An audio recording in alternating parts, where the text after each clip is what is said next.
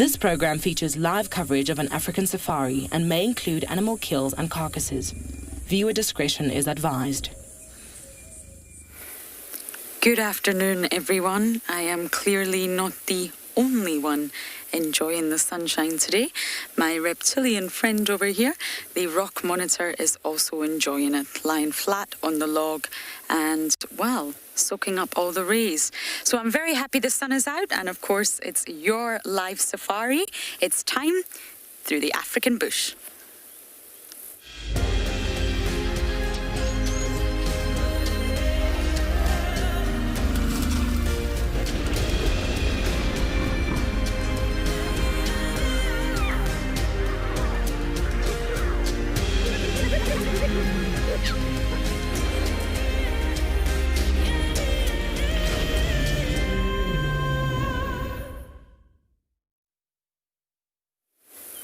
Welcome everyone, it's great to have you jumping on board.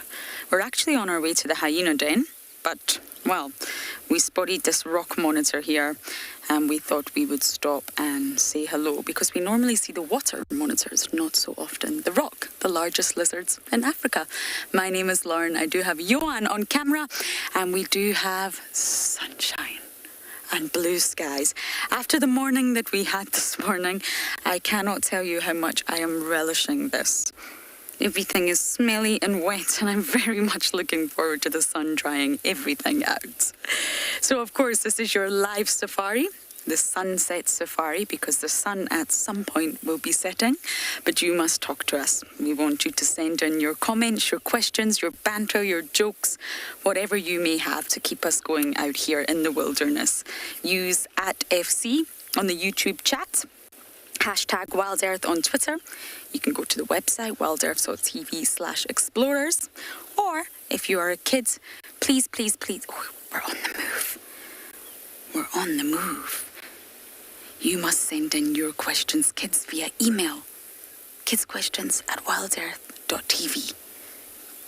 Look at him go. Now he's obviously got enough energy from the sun. Where are you going, mister? Oh, he's back again. See, he's using his forked tongue, just like snakes. He's smelling out prey. He's hungry. The tongue, just like a lot of organisms out here, he's pumping air in, using these sort of motions with his tongue to the organ of Jacobson. I can see him. He's just there, Johan, to the left. And that organ of Jacobson contains all the sort of chemosensory cells. And he's able to smell and understand what's going on around him. He's almost tasting and smelling at the same time, if that's possible. I think he's probably hungry. And it's the perfect time to start hunting because after the rains, all the insects will be out. I can see the grass moving. He's there, to the left, He's coming out.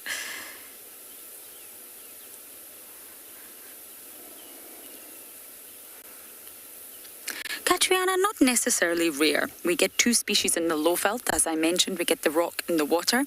Sometimes the water is called the Nile, but they're not really rare. We just tend to see the water a lot more around water bodies. The rocks tend to hide a lot more in trees, and if they're not exposed, sunning themselves, we don't tend to see them all the time. They're much bigger, and there are physical differences between the two species, but of course they're both monitor lizards. But the rock is bigger, which means that he holds the title of being the largest lizard in Africa. Okay, I think we really have lost him now, sadly. But the hyena den is just round the corner, so we are going to bumble round there. And I'm hoping there's going to be some very wet, soggy hyenas trying to dry off in the sun, trying to get some vitamin D, relish the fact that there's no longer a downpour. Or everyone will be sleeping inside. I don't know what it's going to be, but I'm just going to drive round and see, and hopefully we have an active hyena den. My plan for today, if nothing else turns up, is to start checking some of the other dens. Now, we can't off-road. There was far too much rainfall, way more than 20 mils, and that's our sort of limit for off-roading on Juma. You can do a lot of damage to the soil, you can cause erosion, you can also get wonderfully stuck. Yes. Some of you who have just joined our live drives have no idea how stuck you can actually get out here. So we won't be off-roading, but I think I'm going to start checking the other dens for Intima. And for now, we're going to send you guys down to Tswalu for JP to say good afternoon.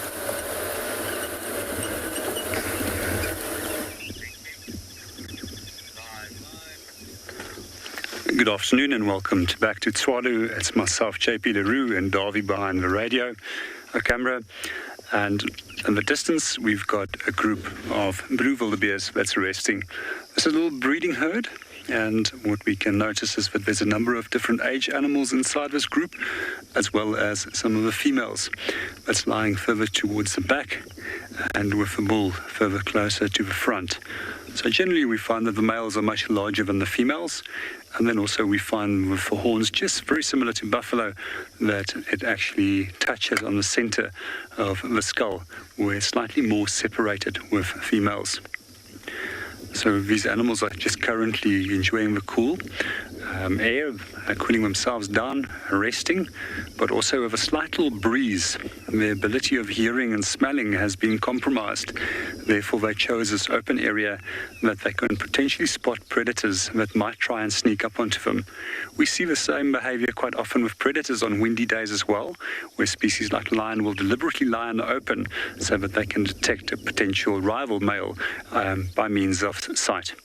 The one closest to us, very alert. There's a number of others that's also just now starting to move off.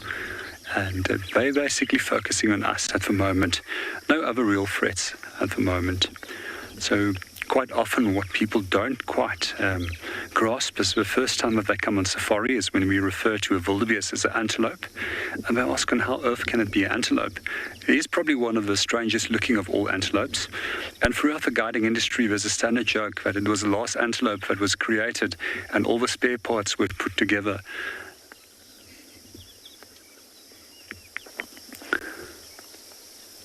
Even when it comes to the scientific name, Dorinus refers to an animal, a bearded-like animal that looks like a bull.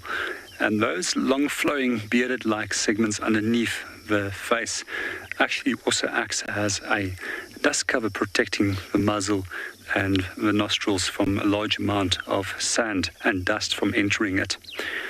So quite often we also have a number of guests asking us, how does wildebeest in southern Africa differ from the species that we find in East Africa? And one of the main features that we can always look at is that beard that we've just mentioned. And with the East African race or subspecies of wildebeest, they actually have a white beard compared to an all dark beard with the southern African animals.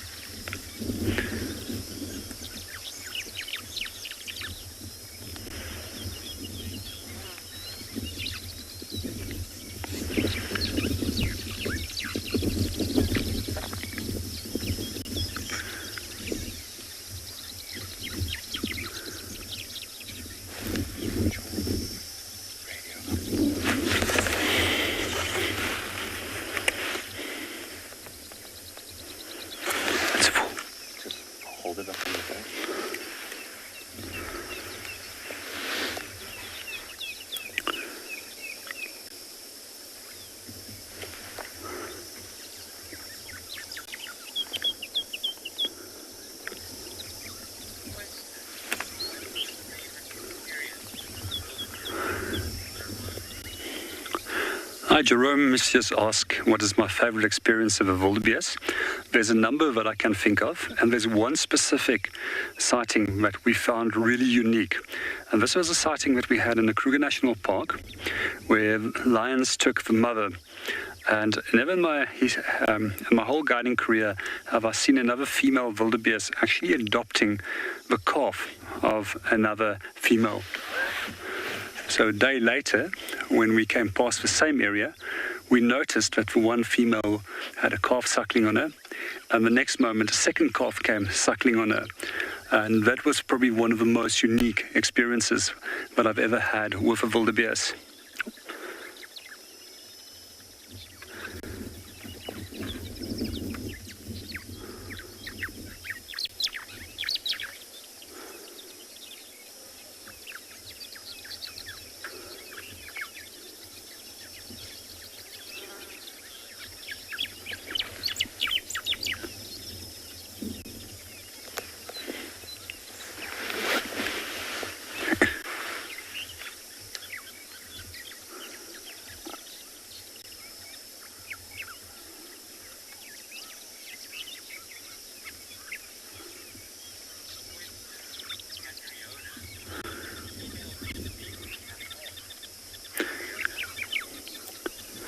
Hi, Capriona has just asked if female wildebeest can have horns. Yes, they do. And as that they are open plain species, we do find that both male and female have horns. So generally, as we mentioned in the earlier part of this morning show, that the males use their horns for fighting and to protecting themselves against predators. Here, females of antelope species that live in open areas will also have horns specifically for protecting themselves and their young. So quite often what we also find is within species of woodland antelope where the females don't have horns, that every now and then, for example with impala, you'll actually notice that you do have a female with very thin horns at the base. You'll normally notice that they're very thin and very untapered at the base of the horns. But it's quite rare to actually find horns in those animals.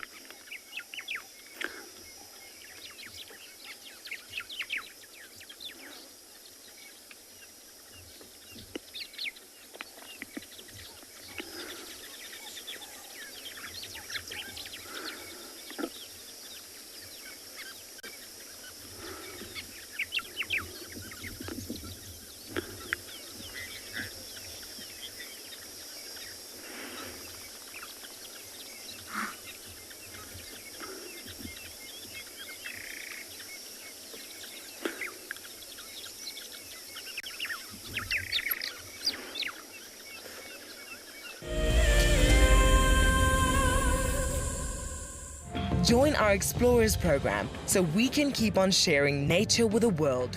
For a monthly subscription, you will have the opportunity to win fantastic Wild Earth expeditions, have access to an animal identification app, receive weekly highlights from our shows, and much more. All the money will go to keeping these live safaris on air, which in turn connects a global population with nature. My name is James Hendry, and I work here at Djuma Private Game Reserve in the Sabi Sands on the western fringes of the greater Kruger National Park. My favorite part of getting questions from viewers is that we get to have long and varied discussions about all sorts of different aspects of nature. Because our audience comes from all over the world, it's very special to have different perspectives from everywhere. If you want to submit a question on Wild Earth, you need to register on our website. Once registered, go to the Live Safari page and submit your question beneath the live feed. Welcome to my car. This is Wendy, and she's my favorite.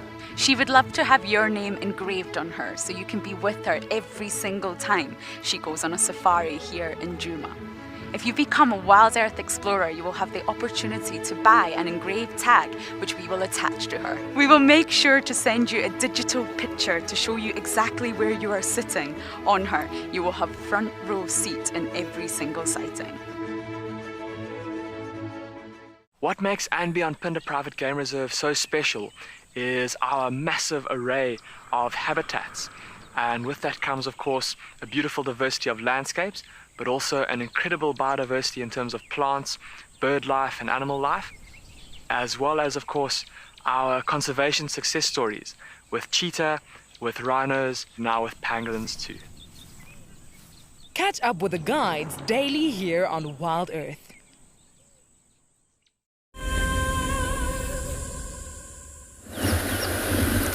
Unfortunately, no one was at the hyena den. Sadly so. Everyone's obviously still tucked up in bed under the duvet, deciding it's not safe yet to go outside, which I fully understand. There's some dark, ominous-looking clouds in the distance. I'm just hoping they don't come to anything. But I'm going to check some other den sites that we know of. Gwen's Den, the Gowrie Main Firebreak Cheetah Cut Line area that some of you are well familiar with, has collapsed. So that one's off the list. And then I'm going to make my way back round to the Juma Clan Den. I really want to catch up with them. It's been a day or so. It's possibly only been a day.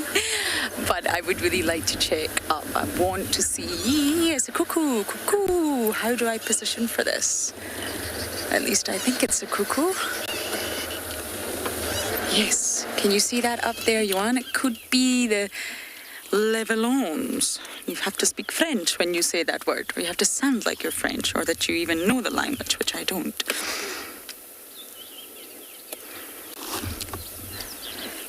Cuckoos are notoriously difficult to get on camera. They fly away very, very quickly.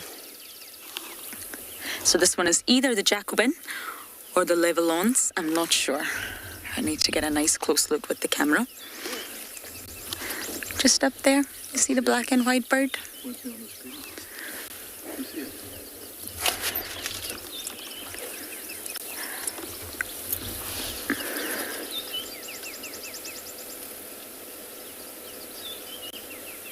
Yeah, there you go.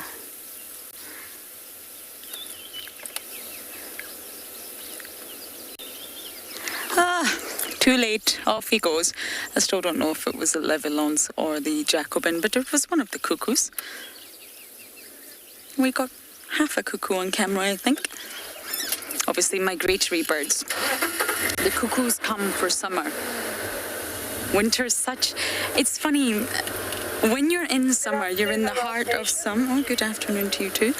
In the heart of summer, the humidity, I'm sweating, it's lush, the insects are everywhere.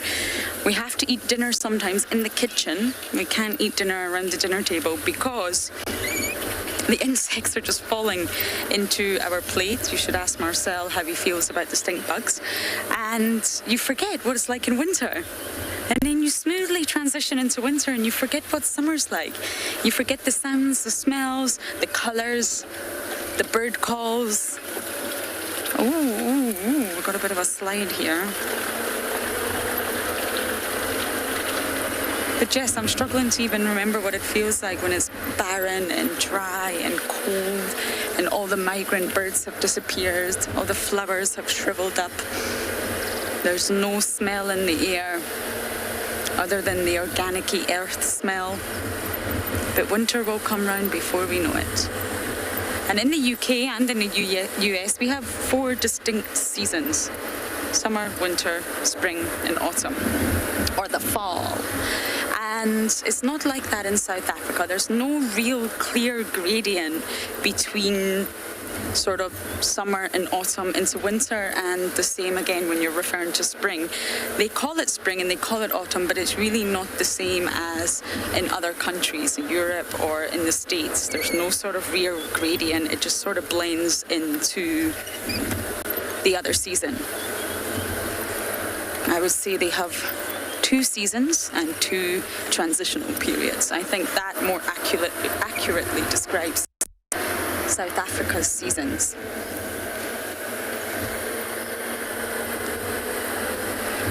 I really do feel, though, that many species will be getting mobile right now.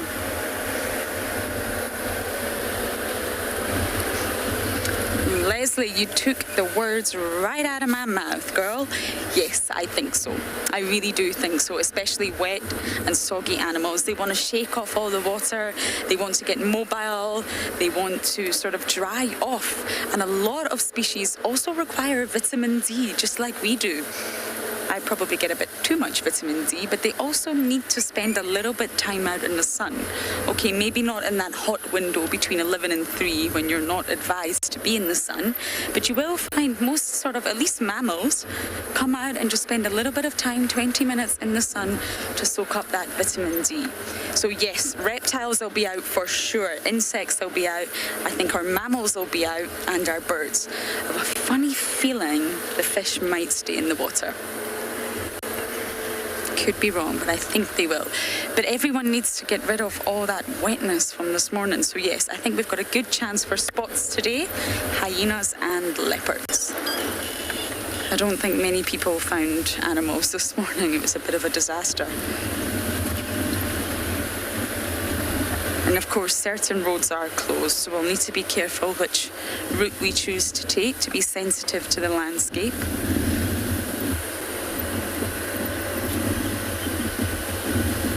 The sort of structural integrity of the land is very important. We can't damage that.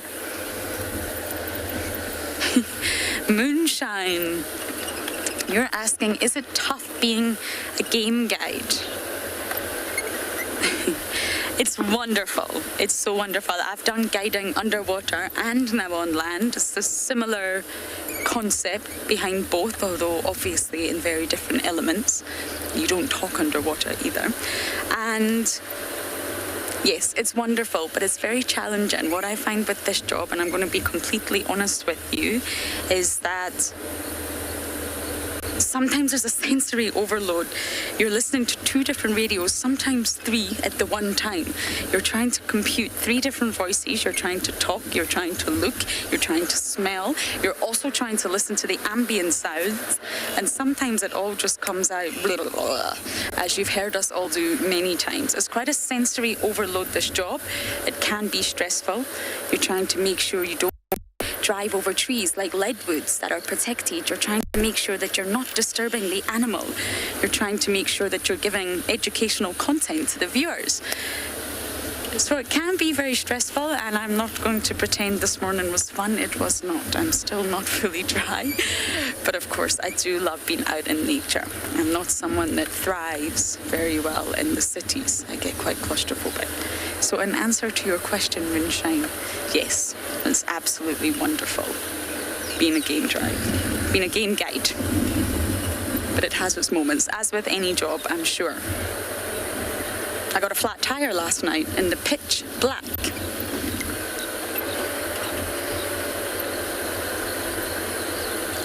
Susan from Virginia, USA. Good to hear from you. You're saying it's a pleasure to watch, Valder. It's a pleasure to have you here. Sometimes we get it wrong, we get discombobulated, we make mistakes, we make wrong choices, we punish ourselves. I should have went this way, why did I say that? But you know, it's a pleasure to have you all on board, really. It really is. We do this for you, and it's not supposed to be perfect. You're supposed to feel like you're on the back of our vehicle, having this experience right in front of your eyes. Nothing is edited. Our bloopers are there for all of you to see. Now, this is a tree that we normally see the agama, this jackalberry, and I would imagine, being a reptile, the agama may be out. Let's have a look at the tree, Johan.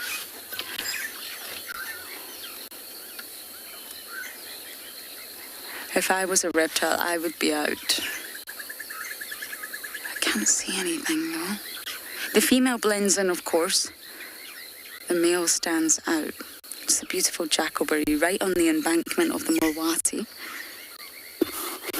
I don't see him. Or her.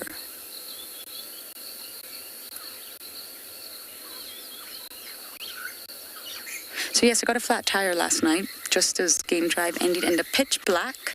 Simon and I hardly had any light, and we had to change the tire.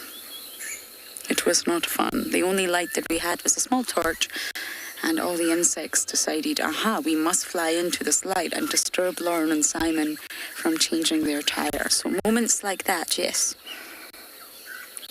can be very frustrating.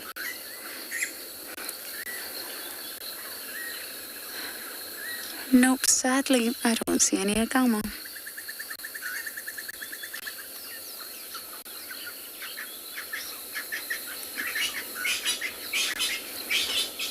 Can you hear all the birds?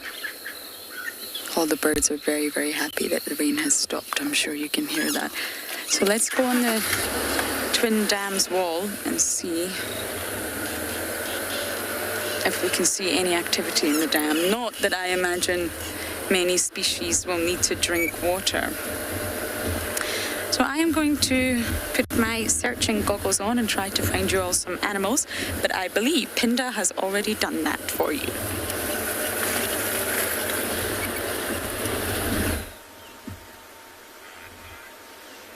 Afternoon, everybody. We've come across 3 male giraffe who are all just standing in the heat and the wind, not doing very much. One's getting annoyed by a oxpecker, as you can see.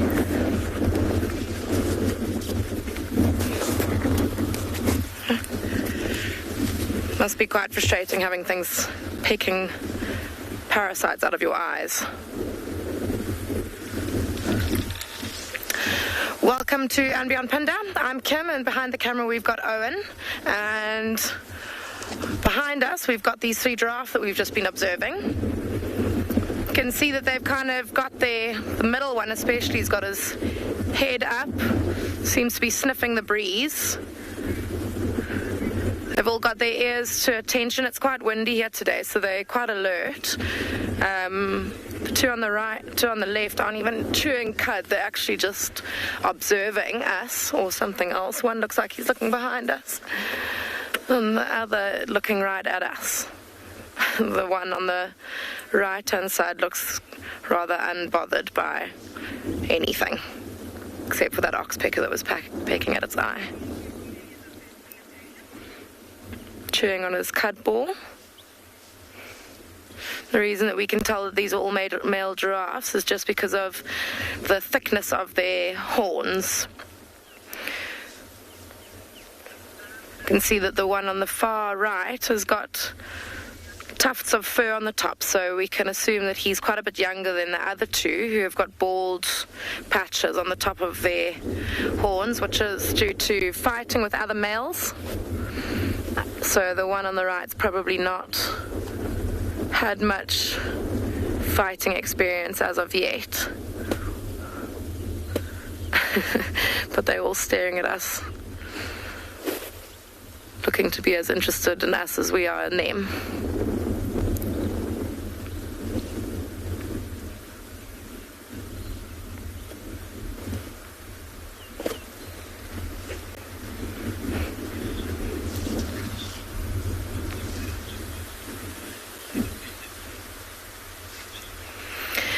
Actually, that depends what they are defending themselves against. So if it were another giraffe, they would use their horns, swing or fling their necks against one another's rib cages, trying to do quite a bit of damage to their flanks and to each other's necks.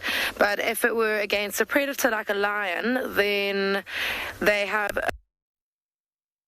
a kick that they would use in defense there. If you imagine a lion trying to catch a giraffe, it would be possibly coming from the back, like running after it, trying to take it down, latch onto its rump, and a giraffe's kick would obviously be quite a good defense in that situation.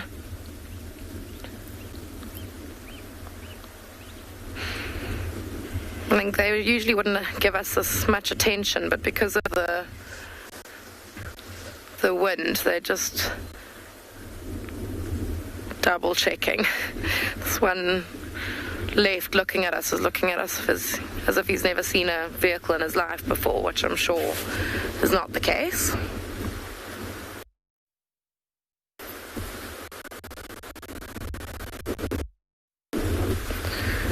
But I'm sure they feel the same as us in one thing. This wind is very welcome in this heat.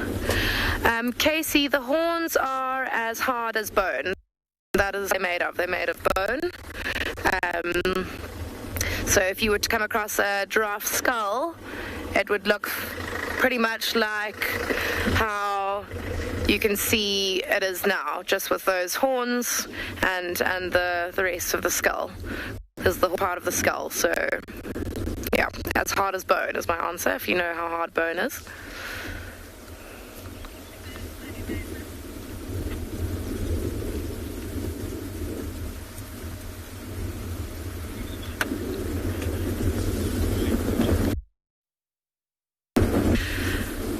Lana, I have to say that I've not heard giraffes making any kind of noises except for some maybe like umphing noises when they are fighting with one another. And that's probably getting the breath knocked out of them a little bit. But apart from that, I haven't heard giraffe make any noises. I'll have to find out for you if any of my colleagues have heard giraffes making noises. But otherwise, I think that they are quite silent animals.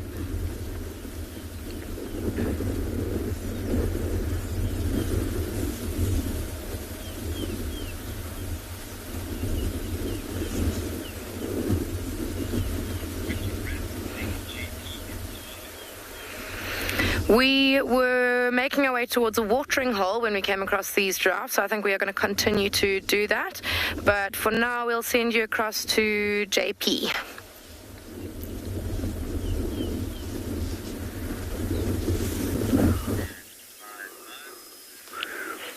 Hi, welcome back to Tswalu. Myself and Davi just located in a Villabias kill. Although this kill is several days or possibly even closer to a week and a half old already, we still find a number of interesting things around this kill. So before we're going to start talking about that, I just want to point out that the kill has been dragged underneath a camel thorn tree.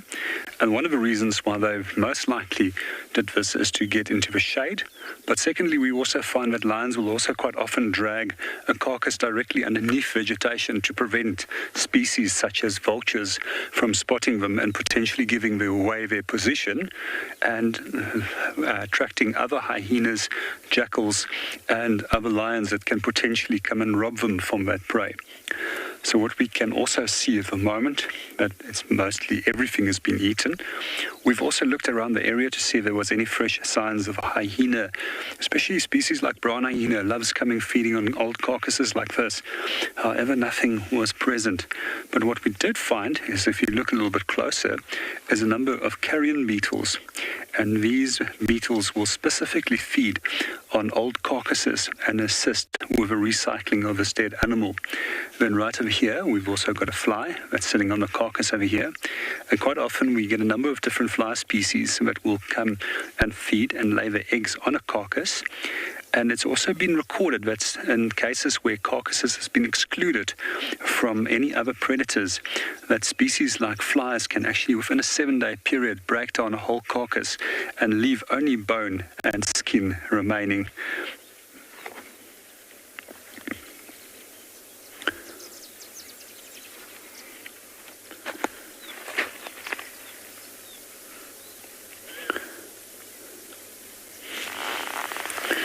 So most of the insects that we've so far noticed around this carcass is always associated with dead animals.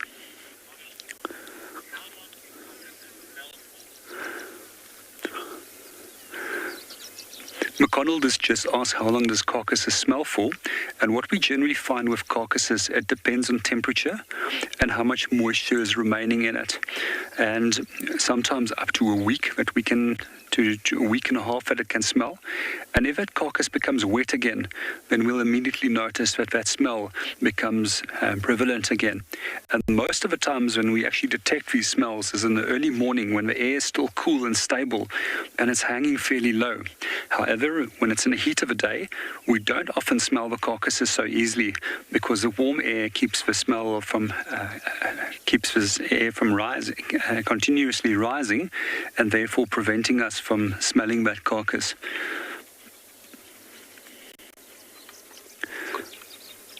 Got a cool shot on the hoof. So Darby has just pointed out the hoof over here, and what we would like to point out that we refer to most of the antelope, giraffe, as even-toed ungulates, and you can see 1, 2, and then over here a small little remnant of a false hoof as well. So that means that these animals have either 2 or 4 toes, and in this case, with the even-toed ungulates, we can even divide them further into those that have a single large stomach, and in the case of a Villabias species, which has 4 stomach chambers, which is quite a complex stomach chamber, which allows for the breakdown of food and for the extraction of the maximum nutrients. So, tiny little grasshopper on the tail here.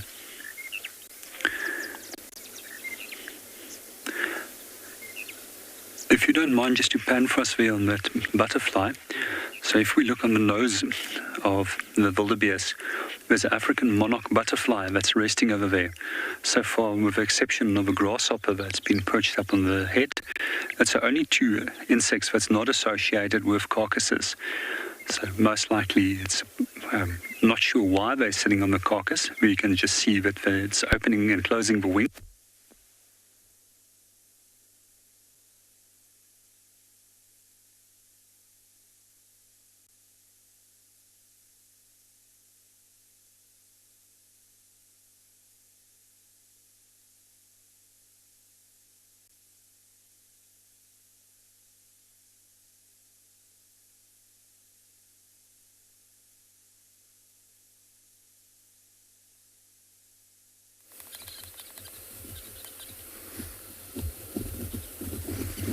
So it's not just the reptiles that are enjoying the sun. Look at the resident fish eagle. He looks huge from here. And I say he, that's rather naughty because we have no idea. The monogamous pair stay quite tight together around Chitwa. We came to Chitwa Dam. So I really have no idea if that's the male or the female. But he or she looks huge.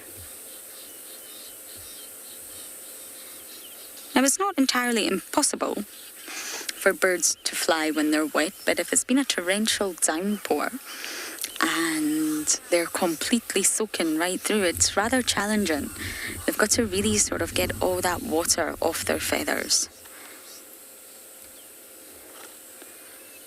Aerodynamics is not easy. Flight is not easy. And therefore, they don't want anything weighing them down.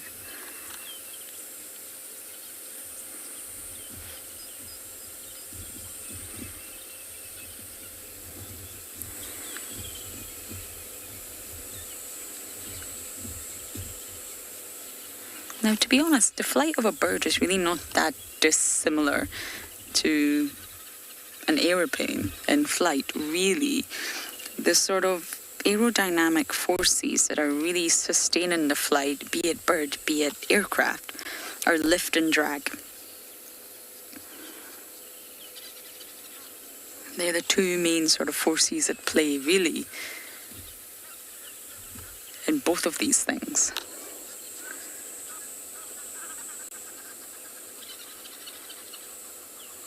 And of course, an aircraft sustains himself with an engine, whereas the birds, they flap their wings. Oh, off we go. Nicely done, Johan.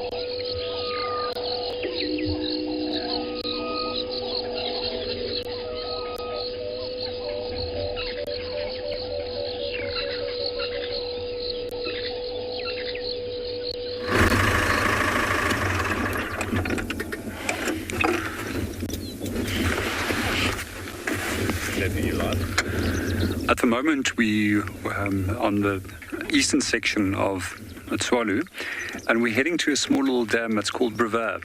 However, on our way, since we've left our Villabias carcass, we haven't managed to find anything else. At the same time, we're also watching the storm growing and coming in from the west as well as from the north. So our weather is also quite rapidly changing, and the atmospheric pressure is cooling down. So if we don't get caught by rain, we actually might start seeing more and more animals becoming active slightly earlier than we anticipated with this much cooler weather. But from here, we're going to move on and make our way towards a dam, take a slow drive, and as soon as we find something interesting, we can talk about. Okay.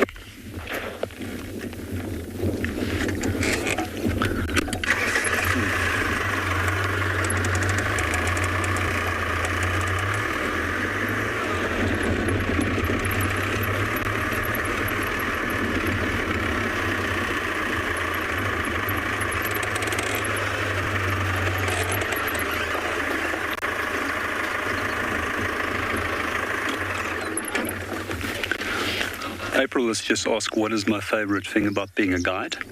Well, April, firstly, I'm passionate about wildlife, and secondly, I'm passionate about creating unique experiences which guests can enjoy. And there's nothing more rewarding than to make someone's holiday extraordinary. And I would say that is what pretty much sums up that whole question.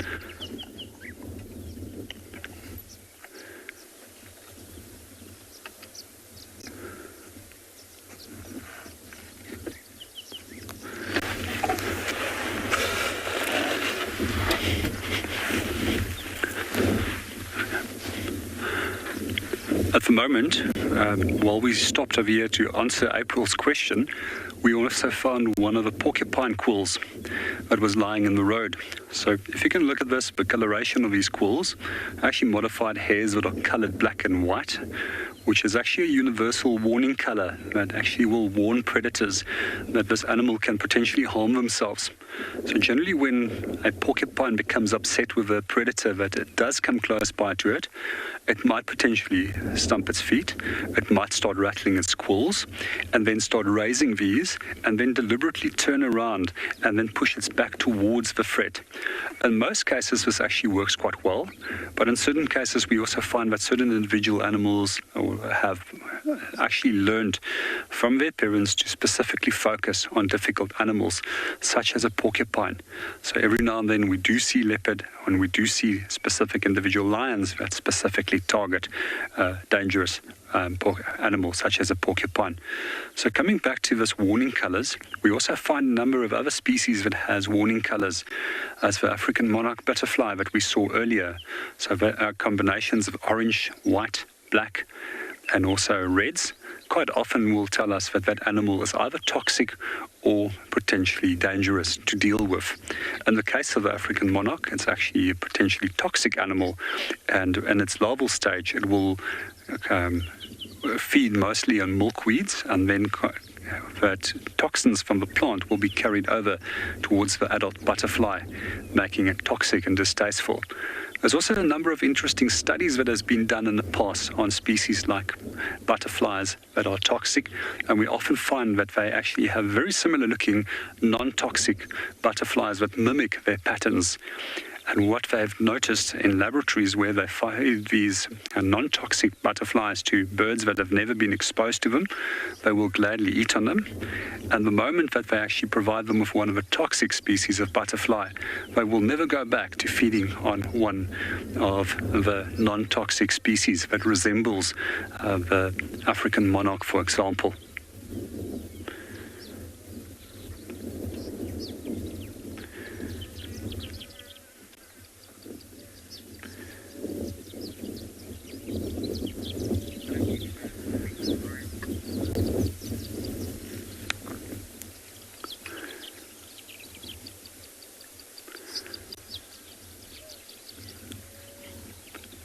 We're going to slowly head off on towards Brevard Dam, and in the meanwhile, we're handing over to Lauren and Juma.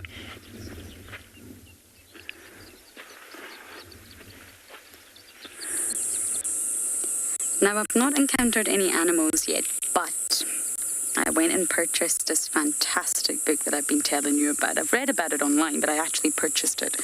The Hidden Life of Trees by Peter Wolleben. Yes, probably not going to do so well in the name. He's German. But I have mentioned this before, but I'm actually sort of reading into the sort of general understanding of trees that's happening at the moment. There's a great movement, lots of scientific studies into, and I'm just going to say this, how trees are in fact more alert, social, sophisticated, and even more intelligent than we thought. Now, the reason I'm mentioning now this again is we spoke about the termite the other night is functioning as one organism, the entire colony in the mound functioning as one organism. What if every single species of trees here, we've got knobthorn, we've got apple leaf, we've got cluster leaf, we've got marullas, we've got combretums of all sorts, we've got everything here. What if they're actually not just functioning as a single tree, a single species? What if they're actually a community? What if they're talking to one another, constantly communicating with one another and helping one another? Because there's no point in just being a single, lonely tree. Could you survive and thrive? Possibly not. So we always think of trees as just loners, disconnected loners, myself included. Even when we look at a tree, we think of, there's a marula, and this is some facts about the marula, and this is how to identify a marula. But what if it's not just a marula? What if it's part of a much larger organism? What if it's something much, much bigger? And there's actually a lot of evidence now that confirms exactly that. So they're saying that trees of the same species, so let's just say all the marullas, are communal, and they'll form alliances with other species. So it's not like the animals that we talk about, leopards versus lions. What if they're all in this bigger picture together? And there's a fantastic example of a stump. I can't actually remember what species it was. I have a funny feeling it was a beech tree. And it had been felled a very, very long time ago, about 500 years ago. And Peter Wolleben himself actually realized that it's not a dead stump, it's green. And green can only mean one thing, chlorophyll. And chlorophyll is what's doing all the photosynthesizing in the leaves, keeping the tree alive, pumping it with sugar and all the necessary nutrients and water that it requires. So how come there's chlorophyll? How come this stump is alive if it's been felled over 500 years ago? Why is it not a dead stump? And basically, all the other surrounding beaches underneath the ground, the part that we can't see, were pumping it full of sugars. It was getting water from the ground, the soil, but the surrounding beaches were actually pumping it through a network, providing it with sugar and keeping it alive. And they likened it to elephants are almost reluctant to abandon their dead, especially when it's a big matriarch. So what if there's a matriarchal tree? What if there's a mother tree that they don't want to abandon?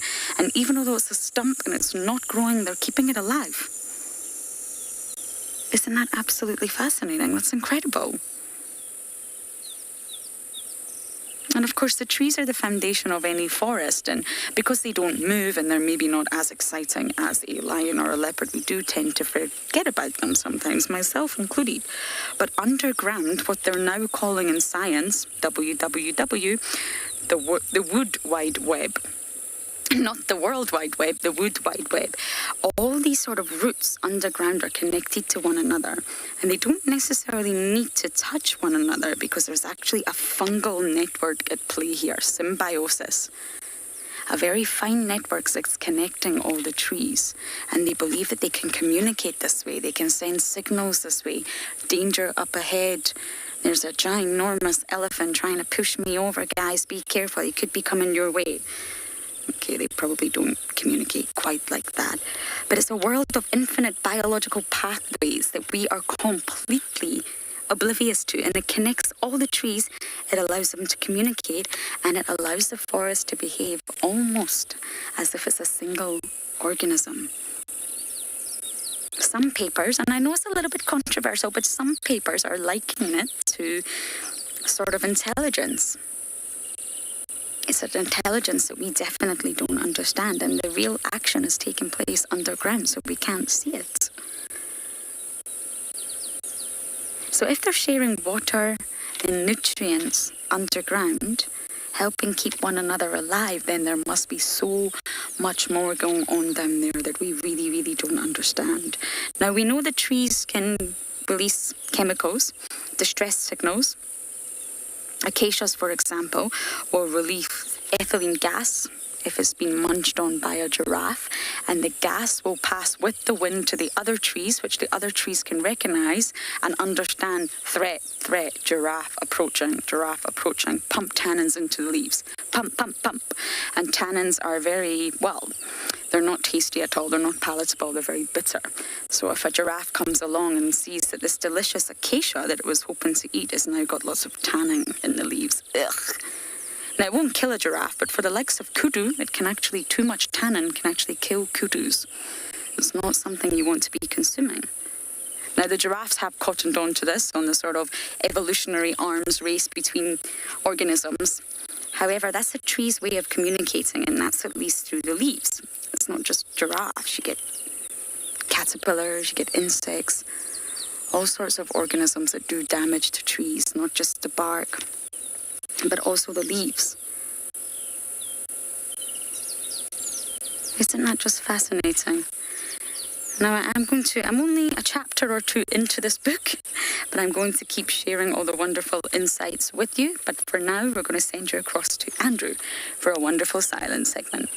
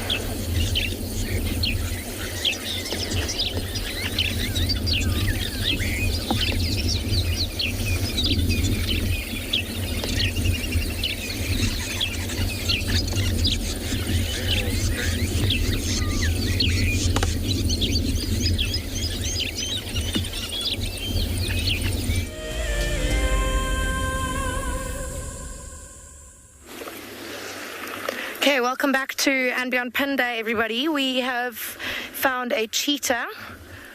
Don't know if you can see her through the leaves there.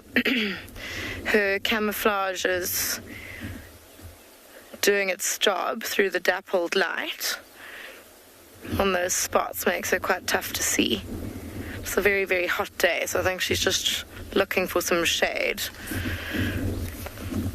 And she's found it in there.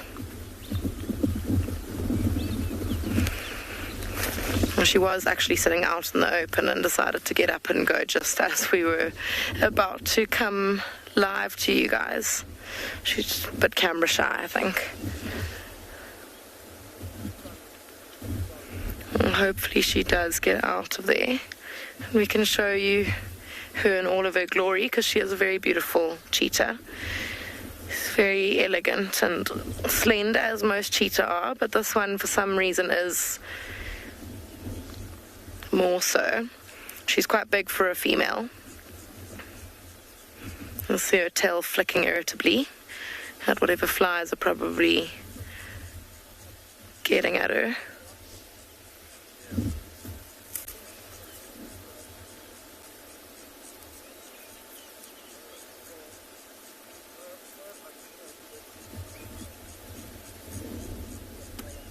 Oh, there we go.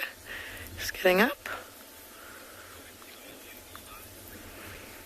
Yeah, she does have beautiful eyes. It's the one thing that we can see through. Okay, it looks like she's gone and lay down on the other side of the thicket. So I'm going to move us around, maybe get another shot of those beautiful eyes. Oh gosh, sometimes the vehicle doesn't like to start. There we go.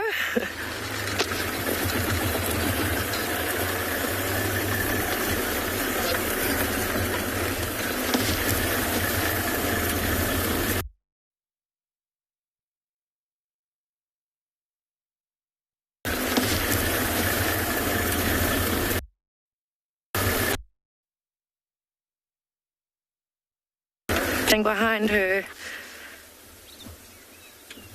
leaves a bit.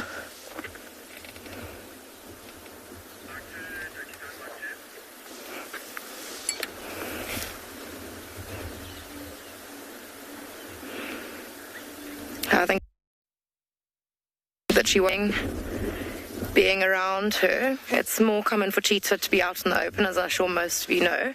Hiding in a thick bush is more leopard behavior. Well, she was obviously feeling a little bit uncomfortable hidden in that bush and decided to come out into the open.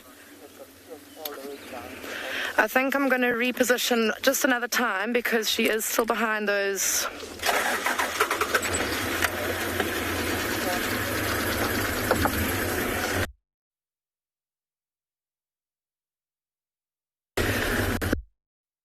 Side thing. It's like, oh, hello, you're with us. We are just admiring this brown snake eagle, actually talking about the let me try that again. Talking about the flamingos from yesterday. Some people refused to believe it. They said, it's probably a spoonbill, until they actually saw it really was 2 greater flamingos. It's such a spectacular sight that we really don't see here in the Sabi Sands.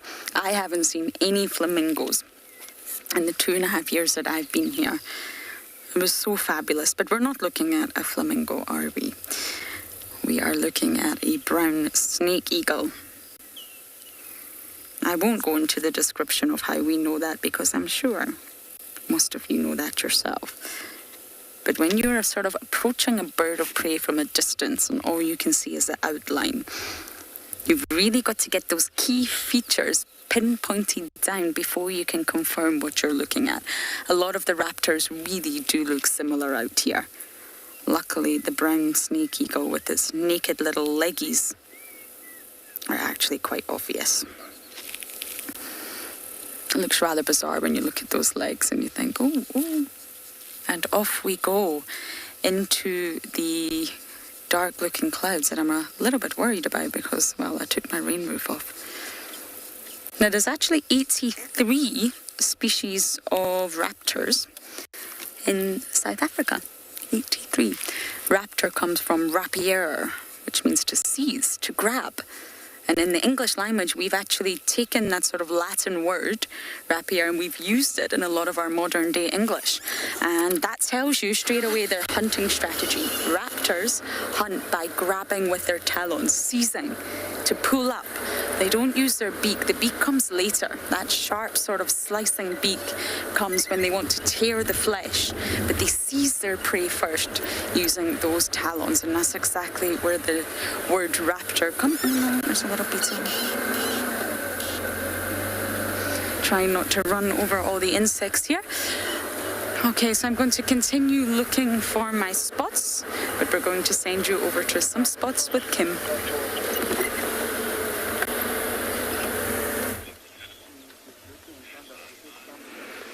Okay, welcome back. Sorry about that. We lost you for a second. I think I was in the middle of answering a question about how long this cheetah will have her collar on. And I was saying that she is a new member. I don't know where I lost you, so I'll just start from the beginning. But she's quite a new member to the cheetah population on Pinda. And just when she settles into her habitat is when we'll take the collar off. Oh, God. So she's monitored still, obviously having the collar on. They'll still come and check up on her, make sure she's feeding all right, make sure she's comfortable, and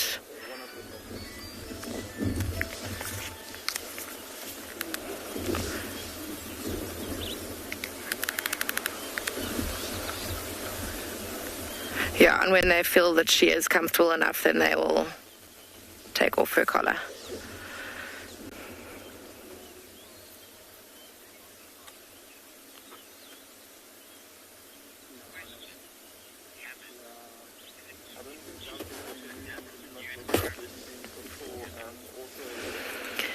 Hammond, yes, I think it is relatively easy for cheetah to adapt to new environments.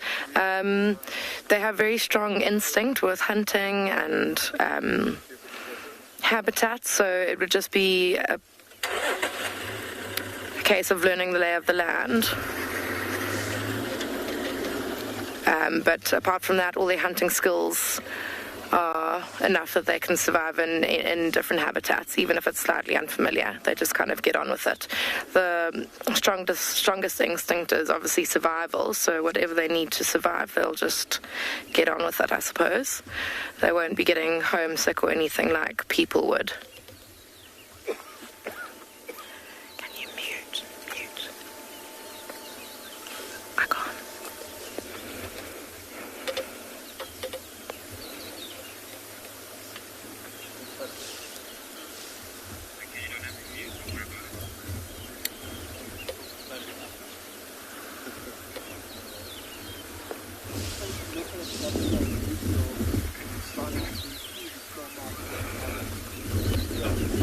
I'm quite glad that she's decided to stay out of her. So she is alone because that is just the way of cheetah. Cheetah females will often be found solitary unless they're obviously mating or unless they have a litter of cubs.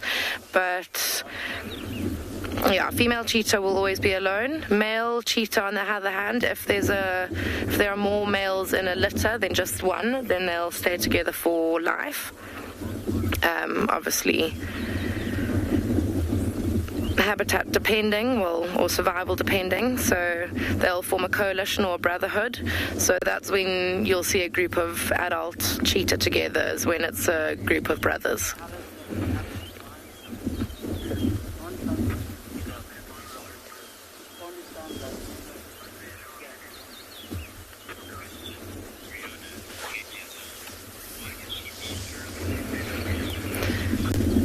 Brianna, she needs the collar so that we can just make sure that she is settling into her new home okay.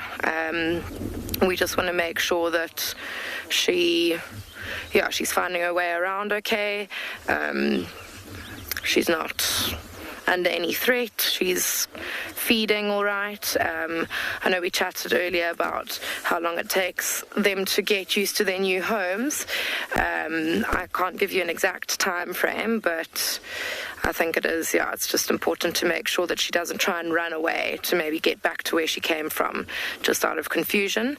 But before they do let them out into the greater part of the reserve, they are in what we call a boma, which is like a little enclosure. Well, not little, it's big enough for them to move around and run around in, but it's just so that they can get used to the smells and sounds of their new environment, so that when they're released eventually, it's not such a big surprise. Oh yeah, it looks like she's spotted something down behind us. I can't see anything behind us. but obviously Cheetah's eyesight is superior to ours.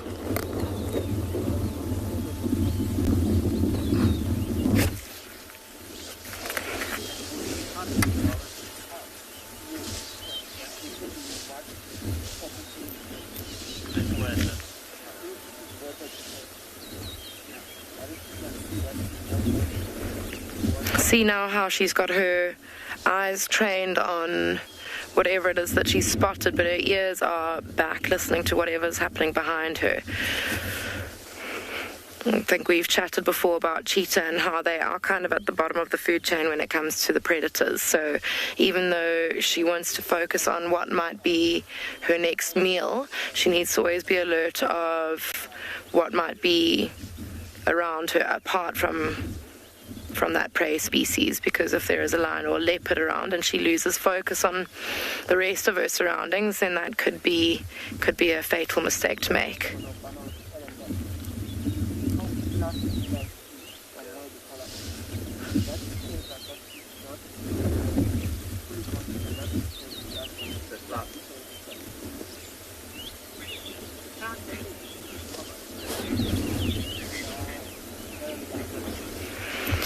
So that's a very good question. Especially on Phinda, we move cheetah around relatively often, and the reason for that is to keep the genetic diversity. With the with the cheetah population as a whole, all wild cheetah, there's quite a bottleneck in genetic diversity because they were so close to extinction at one point. And through human intervention, we've been able to kind of bring them back from the brink of extinction. But because the genetics have kind of dwindled somewhat, it's very important that we manage and swap them around to keep that genetic diversity as diverse and as varied as possible. So that is why she was relocated. She was brought here from somewhere else. I'm not sure of the exact ins and outs of the swapping and relocating, but it's possible that we will have actually swapped one of our females with this one to that other reserve, so that they then can share our genetics that we've got here, and then we can take some of theirs. We also have recently got 2 male cheetahs onto the reserve, and we swapped out another 2 males who were the father of probably most of the offspring that are on Phinda at the moment. They were fairly dominant. They took up their territory, took up a large portion of Phinda, and as I say, as a result of that, most of the offspring are from them. So you can imagine when those young grow older, they need to have some new genetics to diversify it a bit. That's a very good question, and it also does just kind of give you a bit of an idea of what goes into looking after these populations that, well, because of humans have got so close to extinction, but now there's a lot of work going into fixing our mistakes. But yeah, it kind of just shows that you can't just shove a whole lot of animals into a fenced area and let them be. It doesn't quite work like that. There's a very fine balance that needs to be maintained. And nature is awesome, and it can maintain that balance pretty well by itself if it is given, the space. But in a fenced reserve, it needs a bit of help to just make sure everything has a fair chance.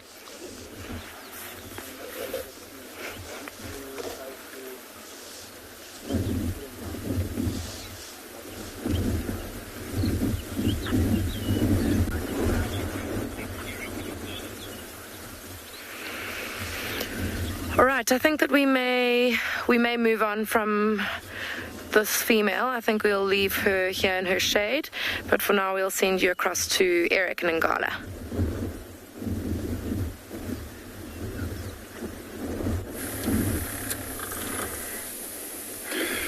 Good afternoon, everybody, and a very, very warm and sunny welcome to And Beyond Ngala.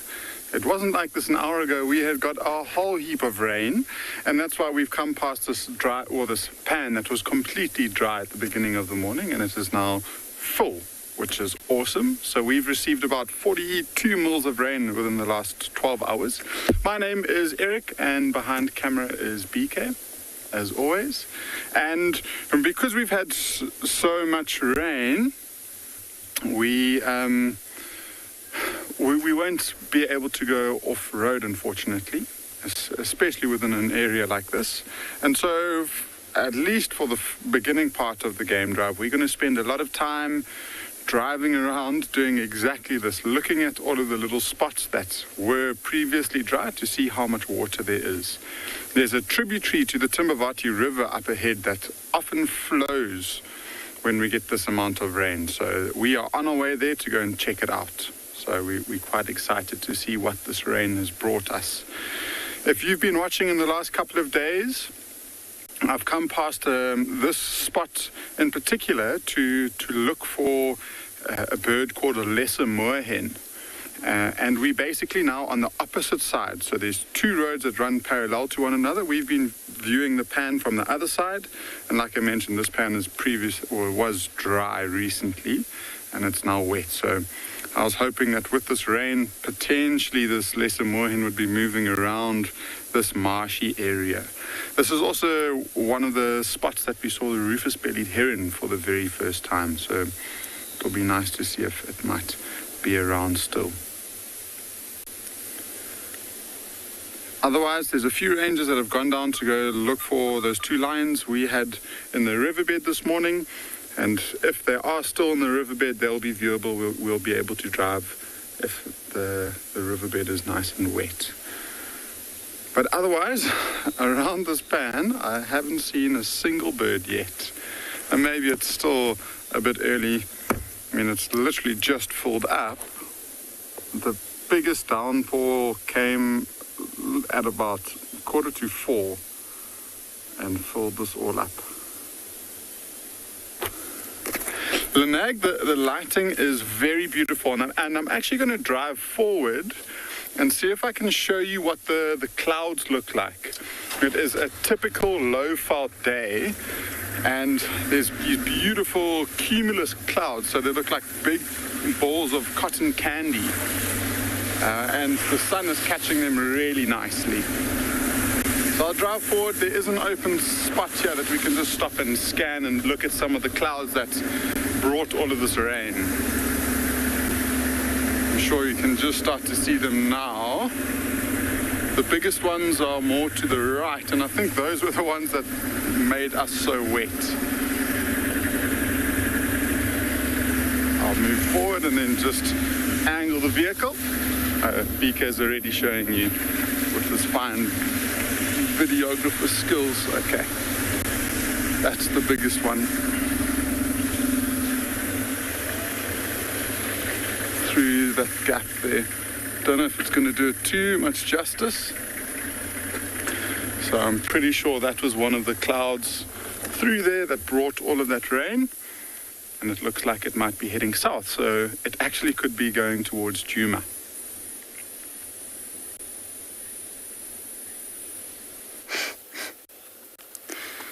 Not quite flamingos, but not too far off. We have the yellow-billed storks, a monogamous pair found at Brevard Dam. Now, they seem to have taken up residence here, which I am more than happy about. I think these birds are absolutely fabulous. Just that striking yellow against the red and in the white body. Although it is tinged pink during breeding season, and they are in their breeding season right now, so I'm not sure if it's entirely visible, but this individual we're looking at is slightly tinged pink on its wing, but I'm not sure if you'll be able to see it. Not bright pink, but there's a pink tone there, and that's only during breeding season. They're almost like a cross between a pelican, a saddled bill, and a flamingo all together, and you end up with this species.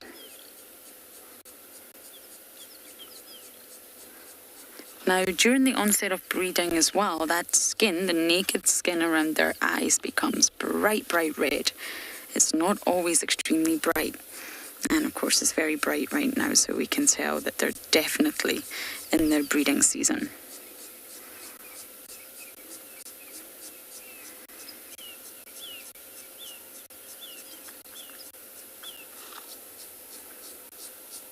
It's so lovely just to sit and watch all the birds around the waterhole.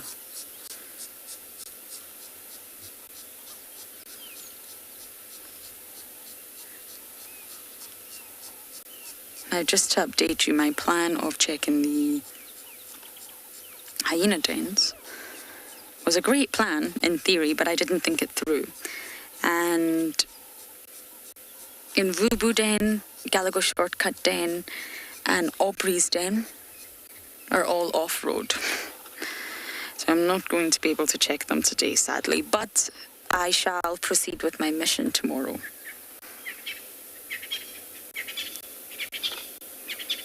They don't want to off-road when it's slushy and mushy like this.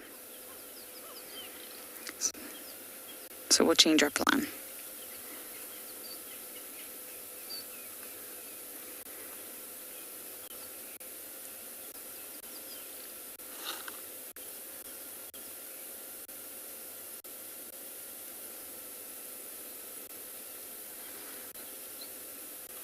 So I think I'm going to head round to the other side and see what beautiful birds we can find. But for now, I believe Andrew is going to give you a lovely silent segment with a giraffe.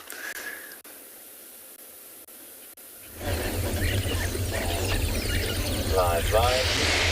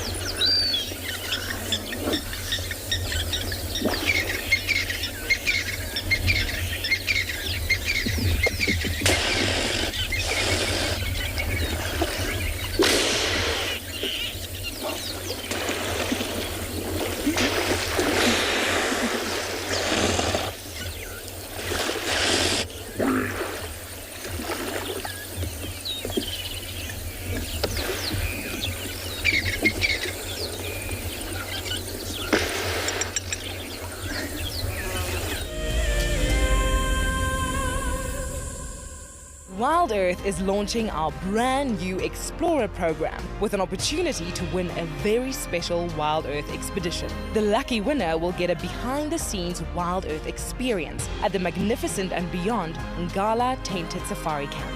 The prize includes a 3-night stay for you and a friend with a chance to sleep out in the unique Ngala treehouse. Become a Wild Earth Explorer and stand a chance to win this and many other prizes. Terms and conditions apply. Oh, it's going to be in trouble now. Oh, this is unbelievable stuff. Here comes a hippo in too. Go, Impala. There's a hippo coming in. I can't believe what we're seeing here. This is what we normally see in East Africa. It's all over. Hippo leaping at the crocodile now. Everything's gone underwater. Expect the unexpected here on Wild Earth daily. An ever-increasing part of the global population is losing its connection with nature. Wild Earth is here to reduce people's stress and anxiety, allowing you to escape into nature even just for a few hours a day. However, Wild Earth is expensive to run, and we need help from you to keep this ship going. Wild Earth Explorers gives you the opportunity to be part of a program that supports the sharing of nature with the world. Hi, I'm Kyle, and I come to you live every day here from Tswalu Kalahari in South Africa. My favorite bird has to be the social weaver. The enormous nest that they create, their survival tactics to inhabit these harsh and unforgiving environments, and as well as their complex social arrangements is truly remarkable. And the interconnectedness with the ecosystem shows us that we are too. Catch up with the guides daily here on Wild Earth. Apologies about Tswalu. I'm sure they'll be back with us very shortly. And luckily, we have just encountered a bull elephant. On his own, probably having the best day. Now, elephants will really, really relish the rain, having such thick, dry skin. On a hot summer's day, they get ticks. A lot of people think elephants don't get ticks. They absolutely do. You'll find them on the softer parts of an elephant's skin. So normally on the ears, or the sort of armpits, if you like. I'm not entirely sure. That's a correct phrase for an elephant, but the armpits and the genitalia. Yes, the softer parts of skin, you will see ticks on elephants.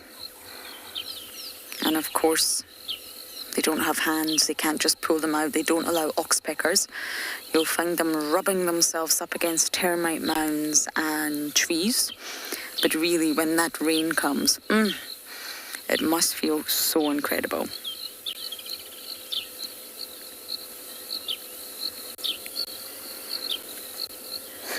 Now, ticks are obviously ectoparasites. They don't go inside the organism. Yes, part of their feeding appendages do, but they're ecto. They remain on the outside.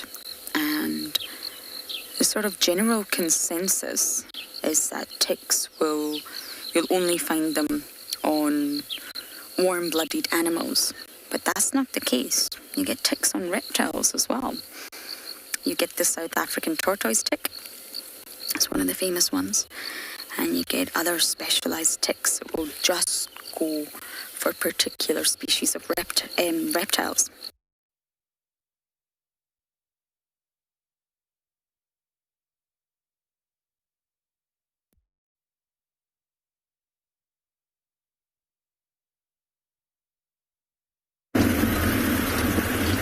Okay, welcome to And Beyond Pinda again, guys. Sorry that you lost Juma there. We are just driving around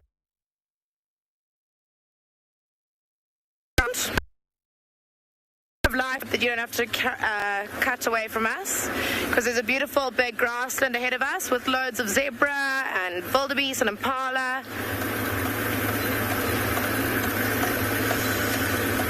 Ta-da!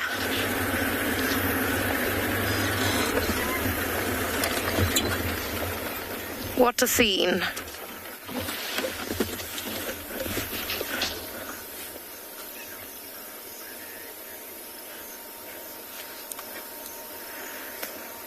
You can see this grass looks lovely and lush and green compared to most of the grass that we drive past. And that's just because of it being in a low-lying area.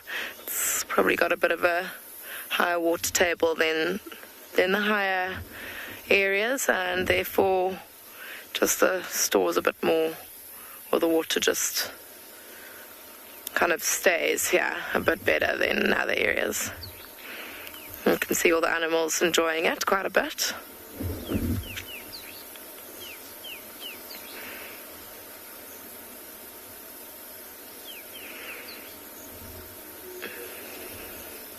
Quite a beautiful scene actually this afternoon here. Very peaceful. It's also a giraffe.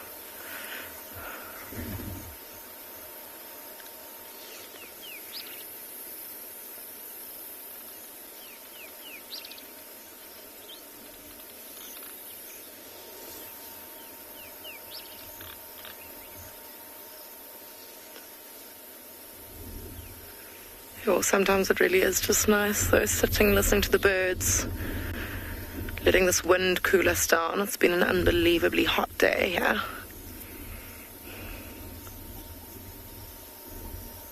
Got a purple-crested turako calling.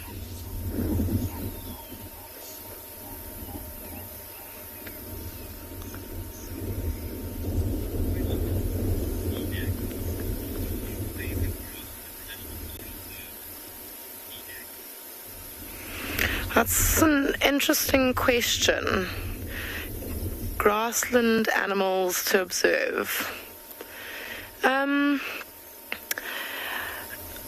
I do find that each time I stop with a plains game animal, I kind of find new things that I enjoy about them. On Phinda, we've got so many zebra and wildebeest and impala. We often just drive on past them, but when you do just stop to and give them a bit of your time, you always reminded of how beautiful they are.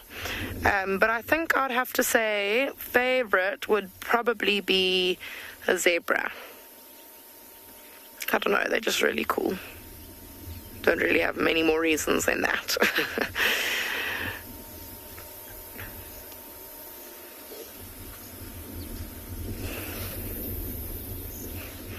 Yeah, they've got pretty interesting herd dynamics. They can be quite loving of one another, which is always nice to watch. We're often doing allo grooming one another for bonding. And their foals are super cute. They've got that funky hairstyle where their mane seems to be actually longer than the adults and often a bit floppy, which they eventually grow out of, but it's, yeah, they're just really cool animals, cool looking animals.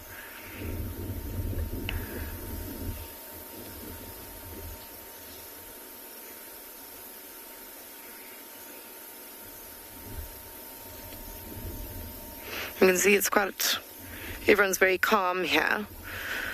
Most of the animals have their heads down, just focused on eating. I think it's quite sheltered down there. The wind isn't very strong anymore, as it was earlier when we were watching the giraffe. And they are in an open area, so they can see quite far around themselves, so they feel relatively confident that they should be able to see anything coming, any threat coming before it's too late.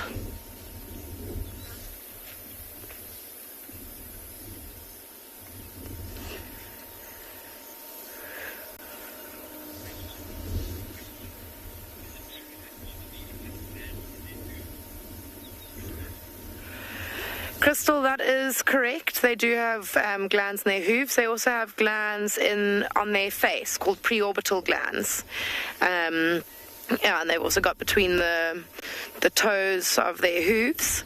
And you can often find, if you find a patch of dirt where there's a lot of wildebeest dung, you can often find scrape marks kind of like two lines in the sand next to one another, and that it's the scraping of the wildebeest's hooves. And you can also see kind of flattened, scuffed areas where they've actually shoved their faces into the ground as well. And the reason for that is that they are trying to spread the scent that is secreted by those glands. That's their own scent, and it's what they use to mark their territory. So they've got that special little patch of dirt that they make smell very much like themselves, with dung and with those glands. And that is how they tell females, the herds coming through the area, that there's a strapping male in the area who would very much like to spread his genetics if they'll have him. And it'll also send a message to any other male wildebeest who may be trying to find or establish their own territory in the area. It'll tell them that that area is already taken and they need to move on, find somewhere else.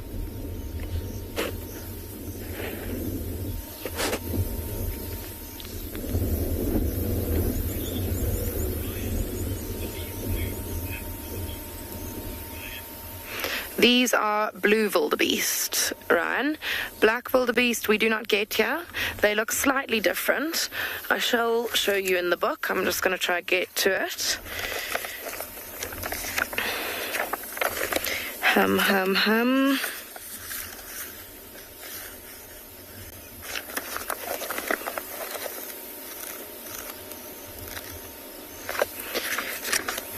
Okay, so we are sitting over here with the blue wildebeest, which I shall show you first. There we go, the blue wildebeest. And then we have got the black. So you can see that the shape of the horns is rather different. They kind of dip quite low over the eyes compared to the blue. They've got that white in the mane and in the tail. And they're a slightly different shape in face and in body. Just to go back, just to reiterate, see how the horns of the blue are a little bit more kind of straight out as opposed to sloping down like the black. So a few differences, but yeah, what we're looking at here are the blue wildebeest.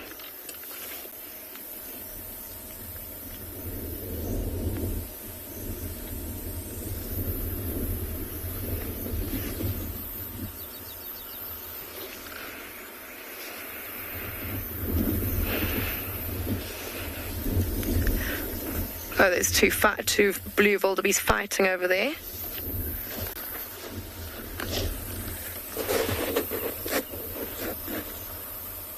See how they're right down on their knees.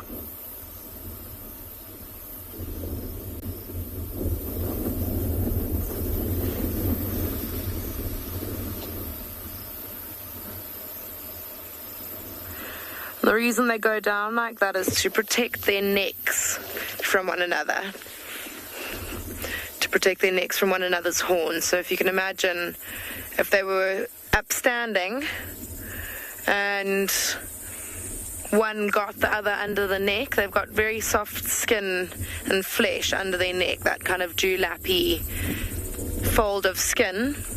You can imagine a hooked horn like the wildebeests could do some serious damage to that soft skin under the neck. So quite an interesting way to fight, because you can imagine there's not much power that they can get from being down on the ground. There's a third one looks like he's coming to join in. Don't know how that's going to work.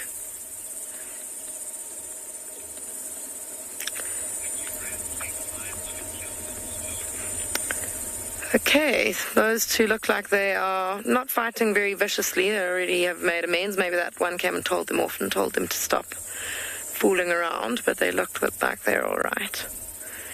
But we are going to send you across to Tswalu. Apparently they have something pretty exciting for you.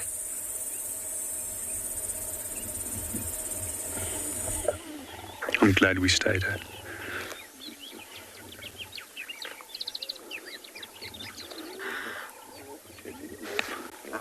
Okay.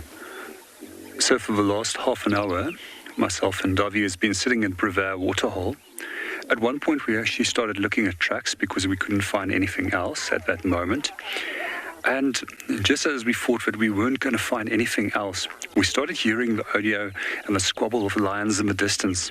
We immediately jumped into the vehicle, and we are really so happy to see what we have over here. Lioness and several cubs, and then there's a sub-adult that's lying a little bit further away, and another 2 lions just lying behind the bush right over here. We're not quite sure what they caught, and what we do find quite often is that when it comes to feeding, that the most dominant animals will take the biggest share of the food.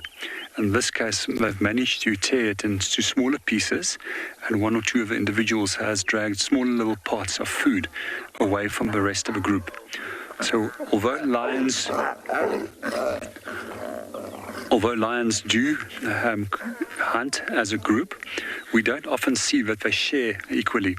So the strongest and the most dominant individuals as the ones that are going to get the most food.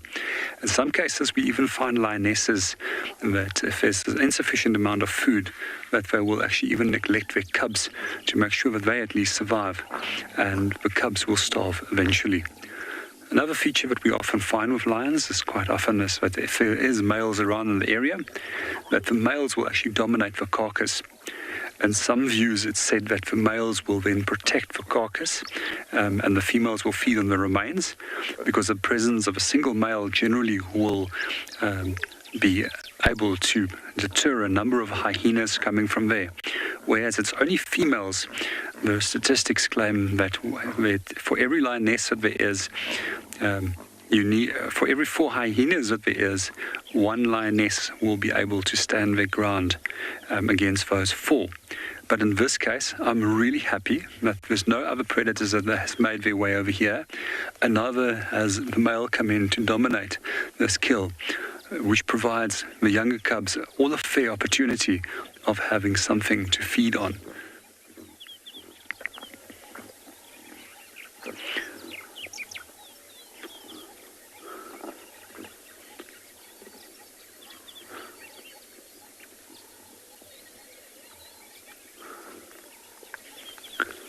So the lioness is closest to us at the moment.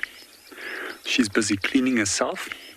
And one of the features that you will find if you're ever fortunate enough to feel the tongue of a lion, it's almost like sandpaper, and it just removes the hair that's loose as well as the blood that was on the paws, so that they can clean themselves and prevent any further bacterial infections or growths starting to form. So most likely what we will find is that these lions, once they've completed feeding on this remains of the animal that they have killed, which we're still not 100% sure what it is as it's so small, will start moving towards the water. So generally they need quite a large amount of water after a protein-rich meal to assist with the digestion of the food.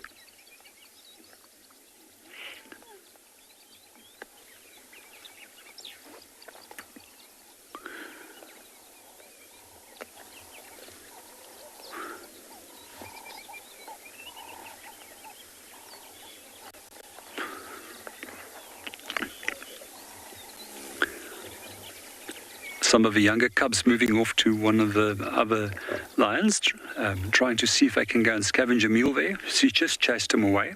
They're all making their way back right over towards us.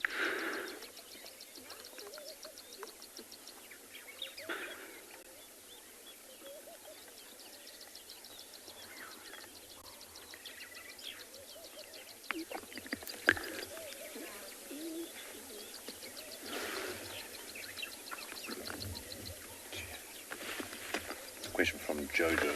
How old are the cubs? Jojo, if I have to take a guess on the age of how old these cubs are, I would say there's some of them that's between 2 and 4 months of age that's in the group. So normally here from 2 months of age, they will still be drinking milk, but they can start eating solids as well. Also, if we look at the young little cub that's just moving in front of us, you'll note that there's a lot of spots on the legs, and those little spots will eventually disappear as they become older. However, some individuals actually retain some of the spots underneath the belly. So little cubs are often left alone while they're feeding or while the parents is out hunting, and therefore they had to remain hidden. And those spots combined with sunlight coming through thick vegetation creates a dappled effect which hides them quite well.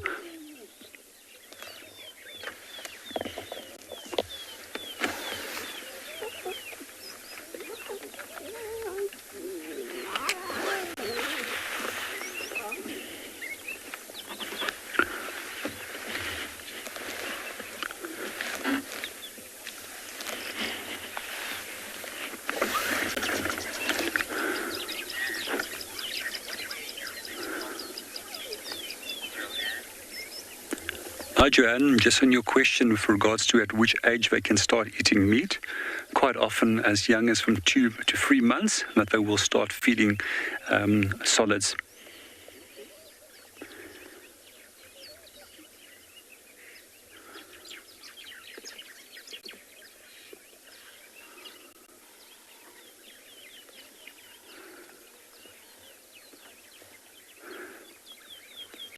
So one of the features that we can see with these tiny little cubs is the black markings behind the ears. And you'll also notice that with the adults. And these actually act as following mechanisms when the cubs need to follow the mother towards a meal opportunity. But it's also so that the female can keep contact with what they are doing. And with the adults, it also plays a very important role when it comes to hunting, that they can maintain group cohesion while they're silently busy stalking towards a potential prey item. We also often find that it can indicate mood as well. And often when we do stop at a sighting where we do have lions, if they start turning their ears towards us and they show the black ends of the ears, as well if it's accompanied by snarling quite often, we know that we have to actually step a little bit back, and then we know that we can provide them with a little bit of more personal space to make them feel at ease. So the lions that we have over here, they are very comfortable with vehicles, and over several generations they've actually become used to the vehicle. And that's when the females will start normally introducing the cubs towards vehicles, and eventually those cubs, as long as they're viewed in a sensitive manner, will become used to the vehicles as well.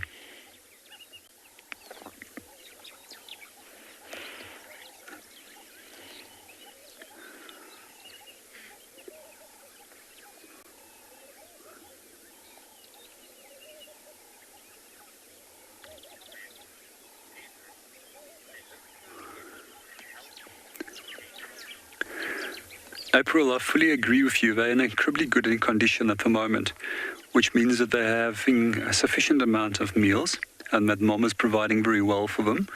Even the female herself is in an incredibly good condition. So normally when we do look at lions, we can normally look at the end of the hips. We can also look at the belly. There's a number of different things that we can use to determine their condition.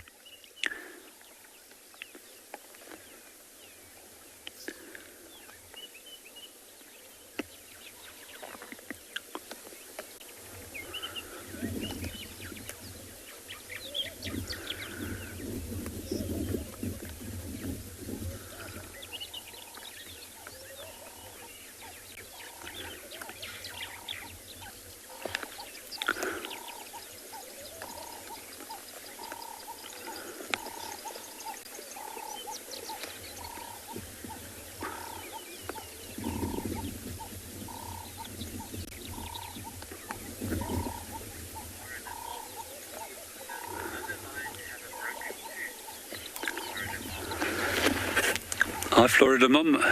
I have not noticed that the tooth is broken at the angle of where I'm sitting, but quite often they do break their teeth. And as the lionesses becomes progressively older, their teeth also worns down. And eventually, from the age of roughly 12 and onwards, they can potentially not use their teeth effectively anymore when it comes to feeding. And those lionesses will quite often then from there starve from hunger.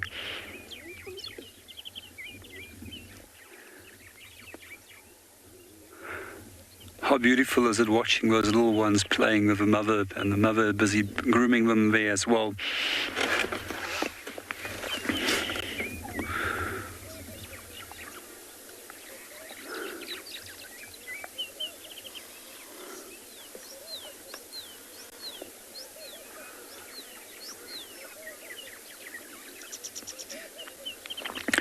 So quite often when animals are grooming one another, they do it for the purpose of cleaning one another, but also to remove parasites, clean. But what they do also find is that it reduces social tension amongst group animals and creates friendly bonds between the individuals within a group.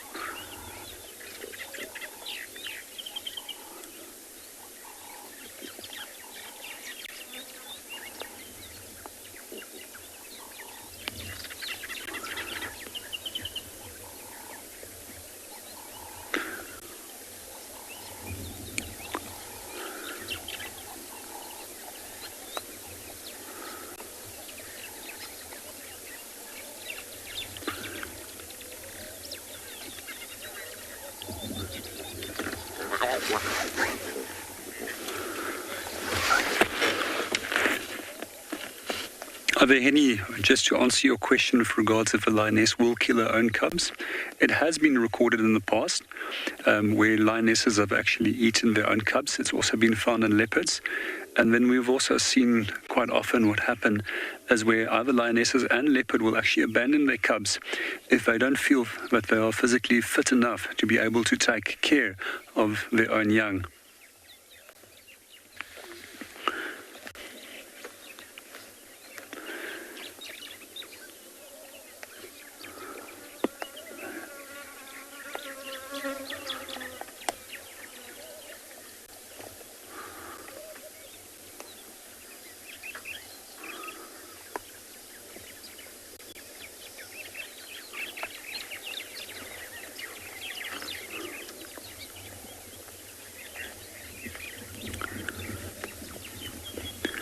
We're going to still stay a little bit longer with Pride and the hope that they're going to start moving to the water very soon. And meanwhile, we're going to pass over to Lauren, who's going to entertain you with some elephants.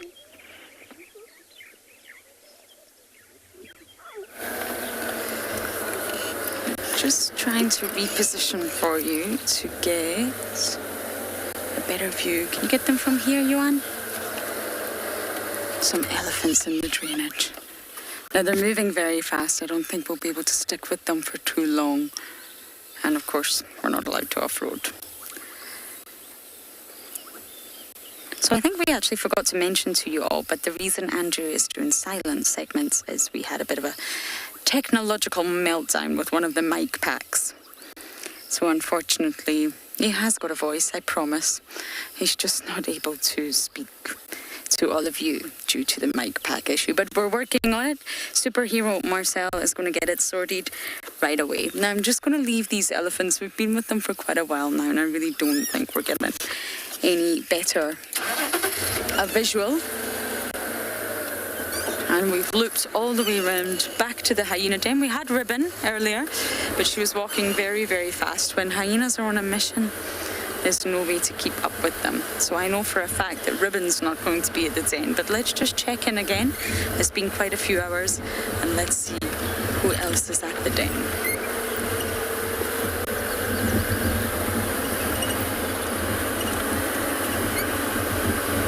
So talking of Andrew and his beautiful voice, we are going to send you over to him for another silent segment.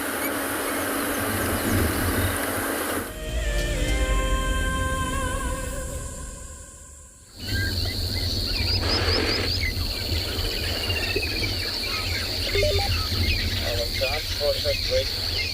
Quite a good capacity of anything happening.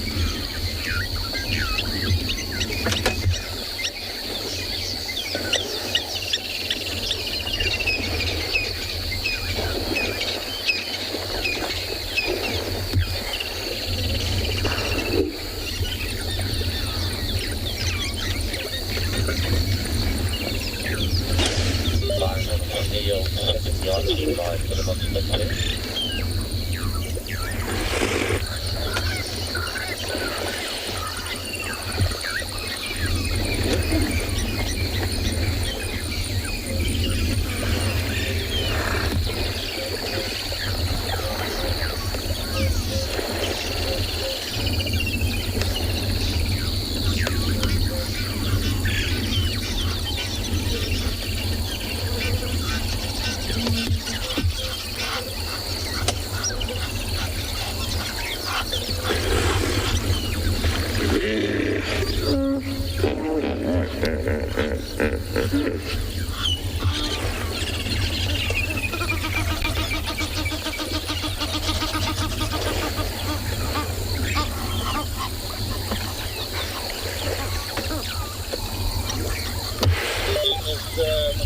Something involving or between Broken Dam and Big Dam at the moment?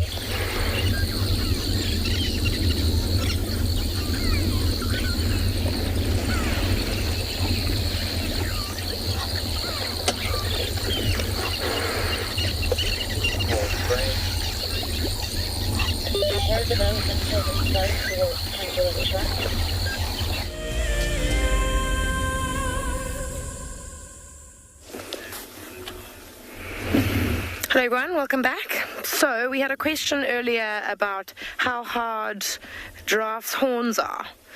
And now we have found the opportunity to show you exactly how hard they are. You can see there that they're just made of bone. Got this skeleton here that's relatively well intact. I mean, most of the bones are actually all around. They haven't been dragged about too much, and the reason for that is on Phinda, unfortunately, we don't have a very large population of hyena or of scavengers of any kind, really. So that dragging around of a carcass that would usually happen in areas such as the Sabi Sands and Kruger, that doesn't really happen here. So it's quite common to come across old carcass or a skeleton like this where most of the bones are actually still around. And you can see quite a lot of the leg bones, the pelvis, a bit of the spine. And there's even the whole spine actually is a bit further away over there.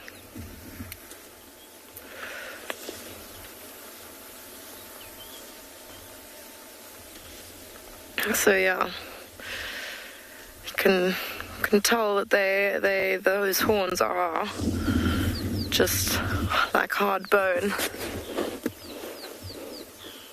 They do appear a little bit more porous, though, than the rest of the skull. You can see that they've got little holes in them, so they're probably maybe not as hard as like the hardest, most dense part of bone. Maybe a little bit more, well, like I say, porous. And it's also quite interesting how you can see where... I'm actually going to hop off and show you, but you can actually see where the horns are fused onto the skull over there. Because when they are born, when giraffe are born, their horns aren't actually attached to their head. They fuse on later as they grow. They kind of fuse into position, and it's pretty cool that you can see that what would you call it, kind of attachment line where it's fused onto the skull.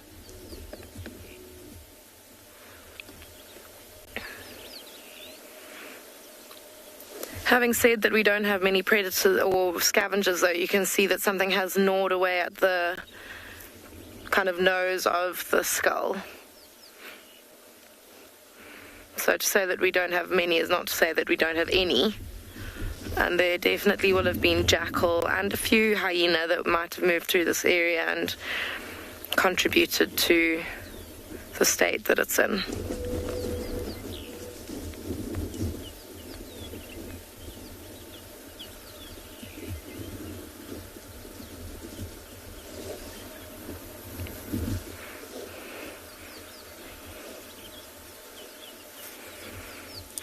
Yeah, that's right. The ossicones or the horns do look quite spongy. They don't feel spongy though, I can tell you that. But yeah, it's quite interesting. I wouldn't be able to tell you why they are more spongy than the rest of the skull, or more porous than the rest of the skull. It's an interesting question. I'm going to have to look into that. Well, I suppose I've just questioned myself, but I'll have to have a look at that and find out why that's the case. You'd think that they'd need to be very, very hard and very strong, seeing as they are a means of defense.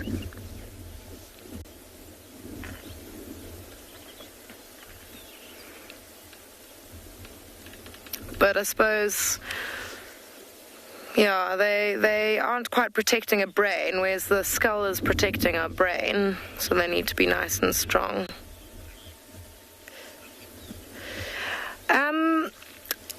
So there are a number of things that will clean up the bones. Birds of prey, scavenging birds, so vultures, but also yellow-billed kites and a number of other birds of prey.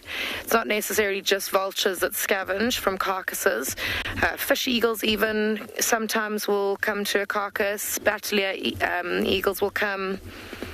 Yeah, there are a number of birds that I actually, at this exact carcass, saw a palm nut vulture, which I guess is a vulture, but it actually doesn't really look like a vulture.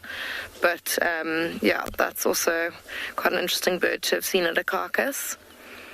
So those help quite a lot. Then also insects, flies. Obviously, there's always a lot of flies on a carcass, and they help to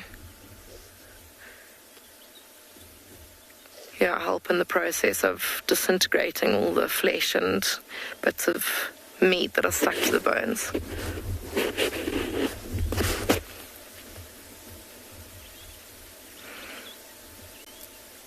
I would say that even the sun probably plays a role in like bleaching and drying out the meat, which would then probably fall off when it's been completely dried out by the sun. It's not quite like attached to the skull anymore or to the bones, and that may then just fall away into the ground. Okay, well, Lauren has got some hyenas, some animals that may have visited this carcass, so we'll send you across to her.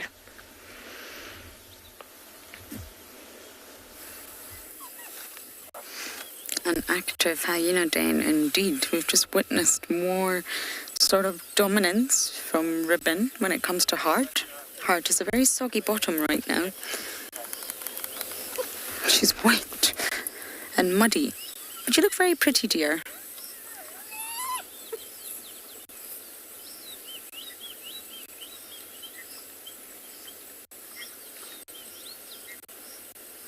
Oh, look, this pair are drinking water. That's very sweet. I think it's Shimbulu and Corky's daughter. Shimbulu's still limping, everyone. I was a little bit worried about him, but I want to get a closer look at that swollen leg.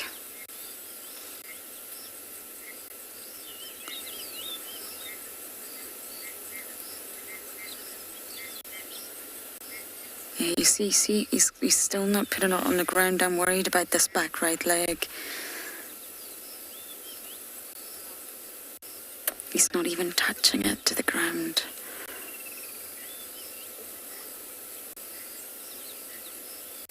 Now, I am no doctor, but it looks quite broken to me.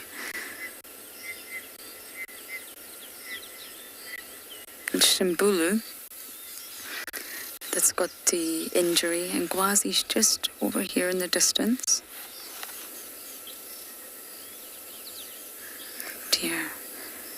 And Ribbon is there as well. That's Ribbon's throne. She likes to be right, and she doesn't like to be too near the mound. She likes to be quite far away. She's got her little patch that she sits, and she likes to observe. This is Heart's position down here. Heart likes to sit here, and she's suckling the terrible twosome. They're very strong and very dominant hearts pair. Quite aggressive. Especially considering it's a boy and a girl. I was really hoping June would be here. But you never know, she might show up.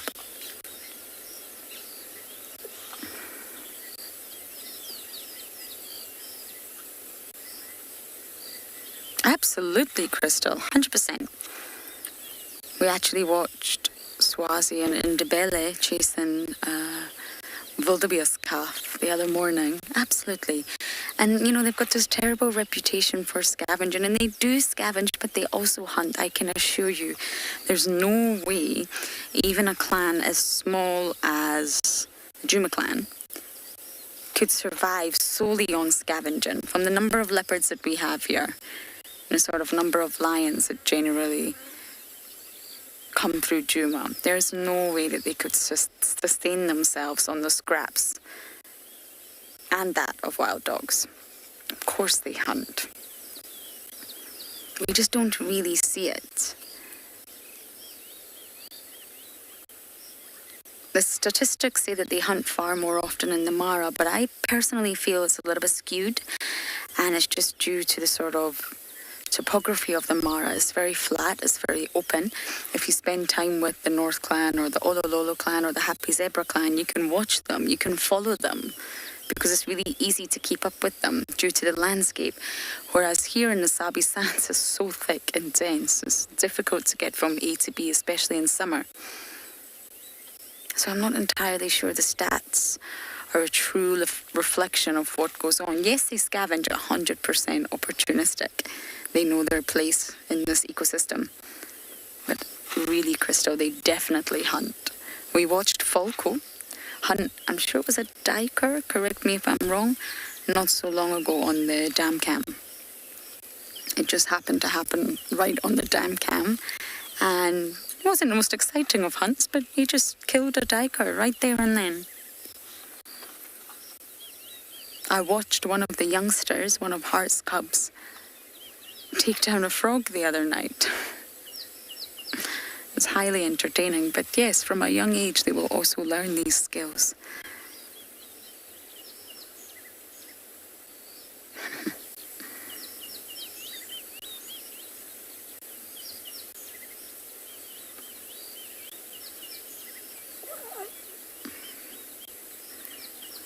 Oh, this is so precious. I'm definitely going to stay here a little bit longer, but you guys are going to pop over to Eric at Ngala.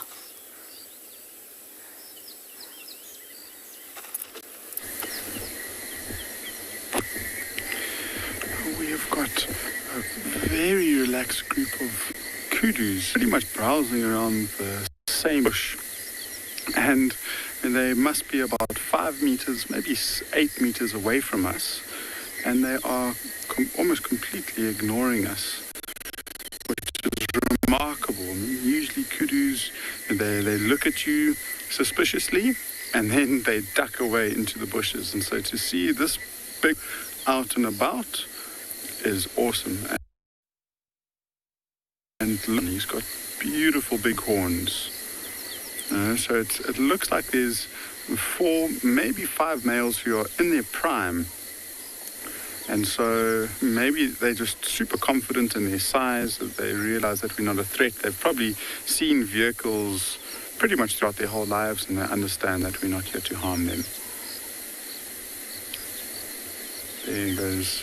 So they are moving away from us, but very, very slowly. They've fed on this tree. You see the 2 in the background over there.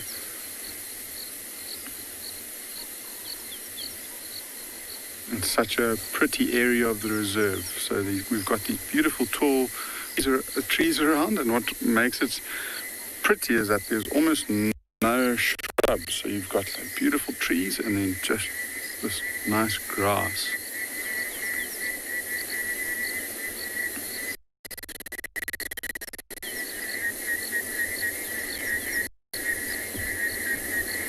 And so these kudus are moving away from us, so I think we'll continue on with our drive and see if we can find anything.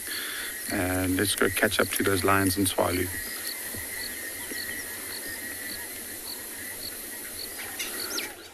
you think about looping around there? Currently, we've been still sitting with the lionesses since they've basically completed everything that there was on that very small carcass, which we're still not quite sure what it is. So it seems that they want to start moving, and some of them has already started slowly moving off. And what we'll just do is we'll watch them, and then if they start moving towards the water, we're going to just loop around and see if we can catch them as they come for a drink.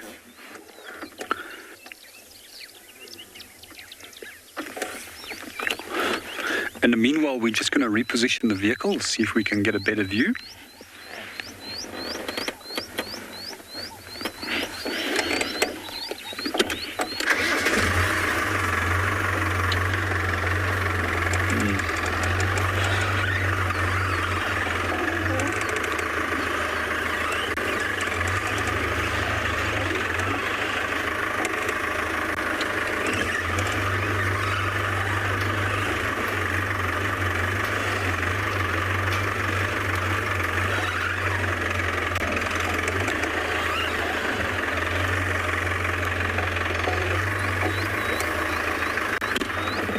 Okay, back everybody is lying down.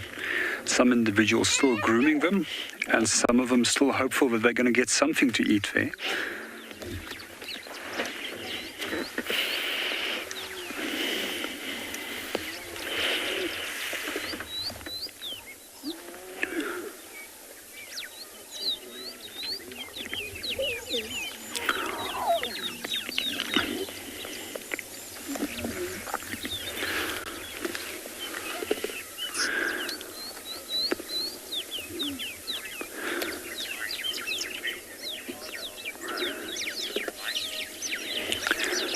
Hi, Mike. So just to answer your question about where's the father, so quite often we find that the males generally have to cover big areas to demarcate and defend territories. So they're not always in close in the same area as that the females are. So we're not 100% sure where he is even today, as nobody has been able to locate him since this morning.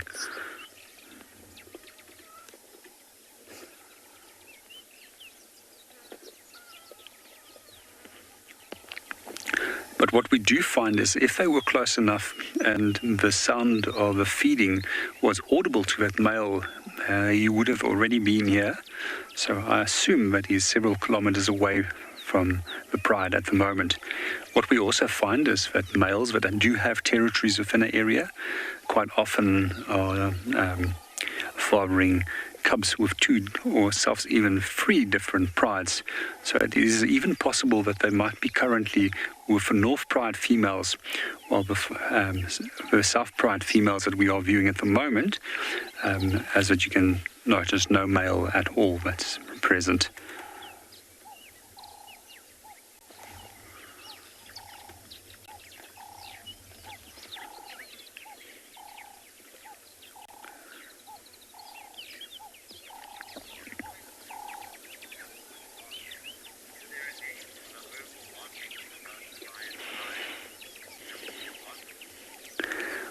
Michael, I'm not 100% sure if there's a special name for the oval markings, so I would not be able to answer you on that question.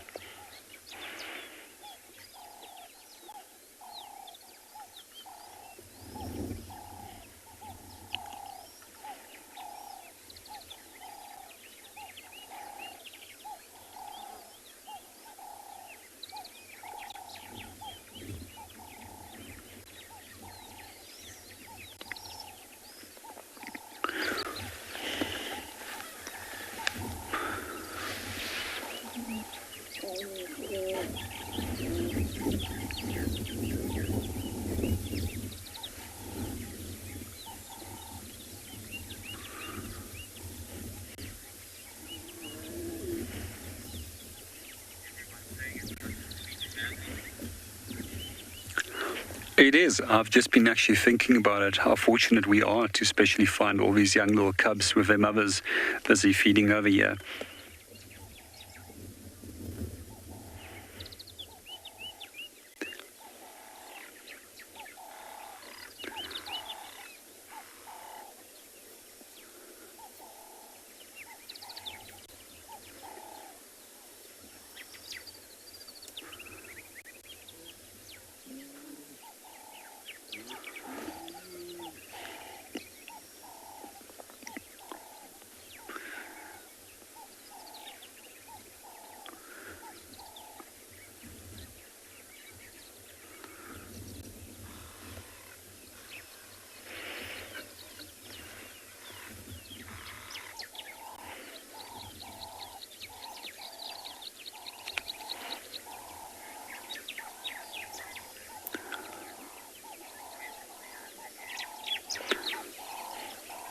Hi Jerome, just to answer your question of when they would hunt again, it is possibly that they might actually still go active again this evening, seeing that it's a very small meal.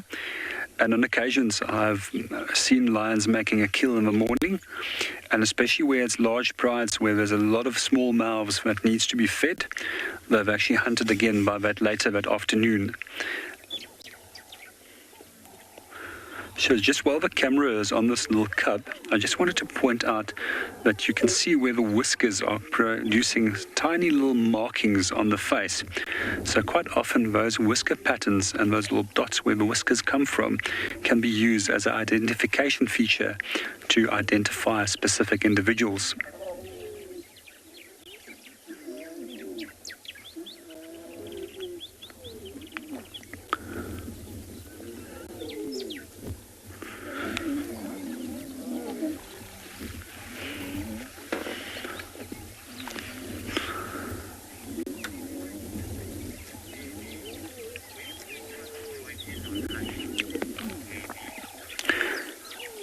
Maybe to just answer your question when they will be able to start joining, it's normally from a year of 8 months to 2 years of age when they will start joining the adults for hunts.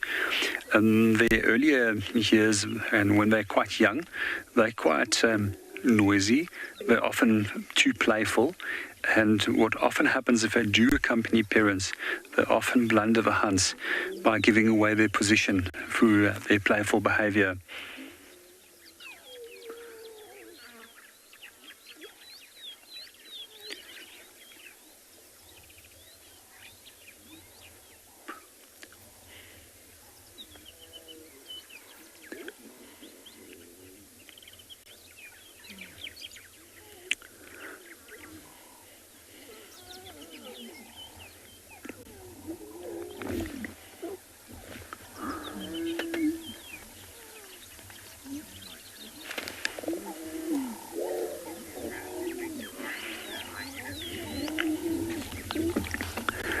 We're going to still spend a few more minutes with these lions and then from there on start moving on. But in the meanwhile, we're going to hand you over to Lauren and the hyenas. Ngwazi and Shimbulu are very alert. There's quite a size difference between the two of them. They were different from birth. Ngwazi's definitely taller, the one on the right, and less fluffy.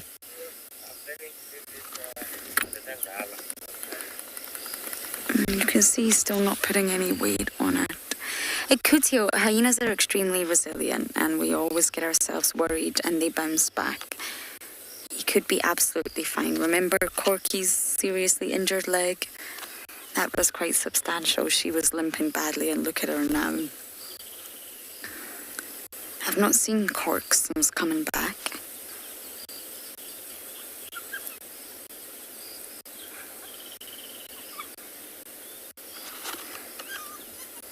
And these boys are getting big, but they'll stay in milk for up to 18 months to 2 years. Normally around 18 months. And in Ngwazi in particular, the one on the right, his spot pattern's very visible now. Very, very visible. Because he's lost that baby fluff, if you like. Just like baby fat in humans, they lose their cub fluff. Oh, Shimbulu, what did you do? What happened?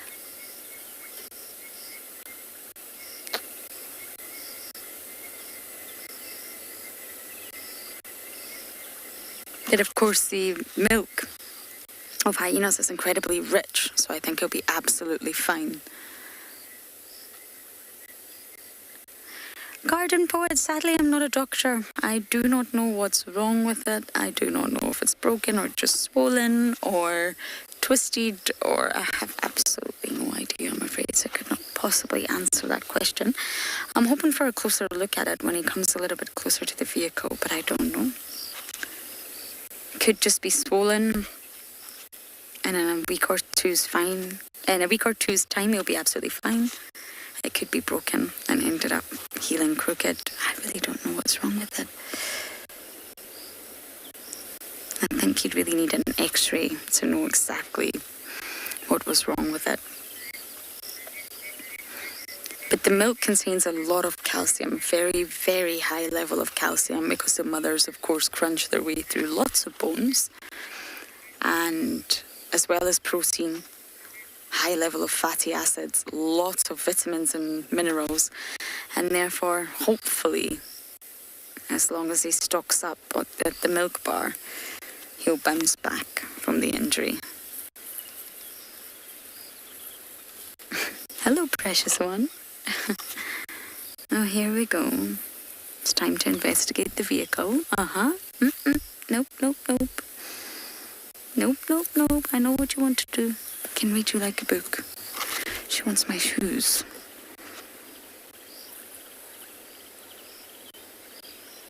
She's got something stuck to her face. Where's your mama?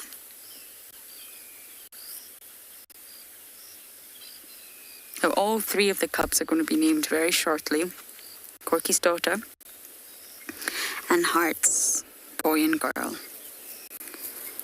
So that all the sorts of older cubs will have names. But we really need to make sure that Corky's daughter's got a feisty, fitting name for her fierce personality.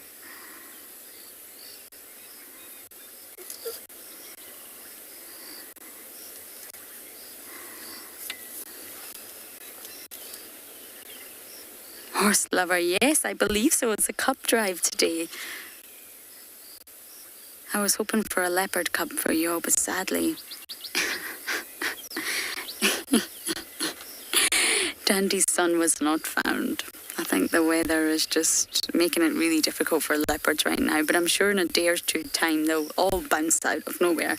But yes, it's a cub drive. A lot of people call it hyena young ones pups. And it's really not the case. They're not part of the Canidae family, and normally pups is for the canids. And because hyenas are slightly more related to the felids than the canids,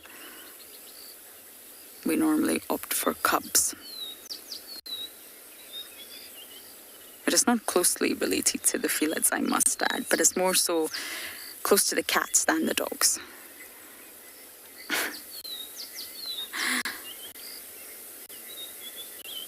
She just wants attention.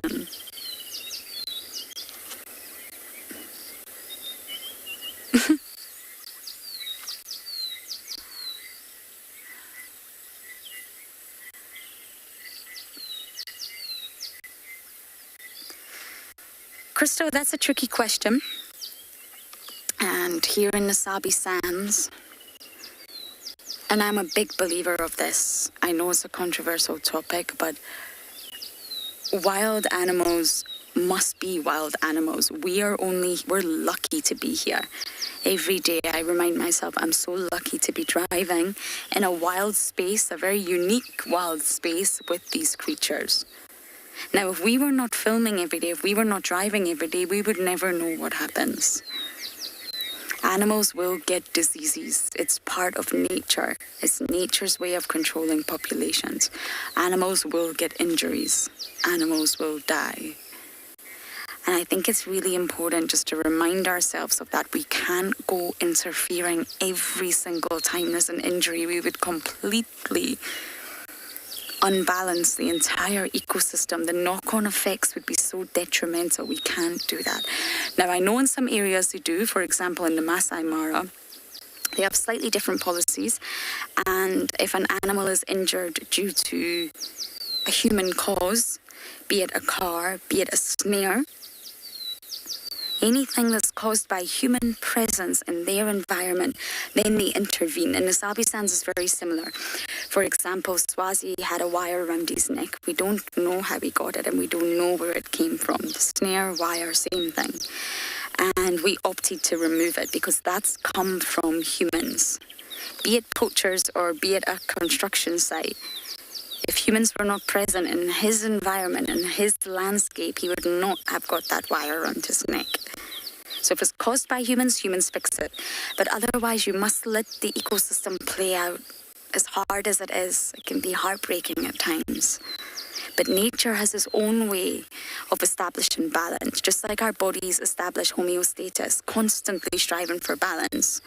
There's always an offset in our own human bodies, and that's when things start to go wrong. If we sort of go out of balance in our serotonin levels, for example, it can lead to depression. So when things go out of balance, we get diseases or viruses or illnesses or ailments in humans, and it's exactly the same with nature as a whole or an ecosystem. Everything in nature will strive for balance, and it's really important that humans don't upset that. So in answer to your question, Crystal, they will intervene if it's been a human-caused injury. But otherwise, it's very important to let nature take its place. And nature's hard. It's not easy. We watch predators kill prey all the time. That's also sad. But it's nature. And yes, I mean, if there's a tortoise in the middle of the road and it's going to get run over, you can pick it up and move it. You're not supposed to pick up tortoises, but of course, as long as you move it to an area with water, you can move it out the way if it's really blocking the road. But otherwise, it's a difficult decision, and I think every incident is treated case by case. But it's not something that's taken lightly, that's for sure.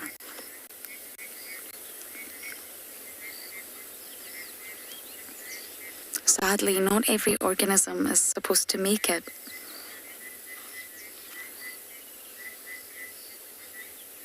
Shamari, yes, they only suckle from their own mothers. They don't allosuckle like lions. That does not happen. But sometimes you'll find the lowest ranking female, who in this situation is either June or Corky, I'm not sure, may allow the high-ranking cubs like Ngwazi and Shimbulu to suckle from her because she's being effectively bullied.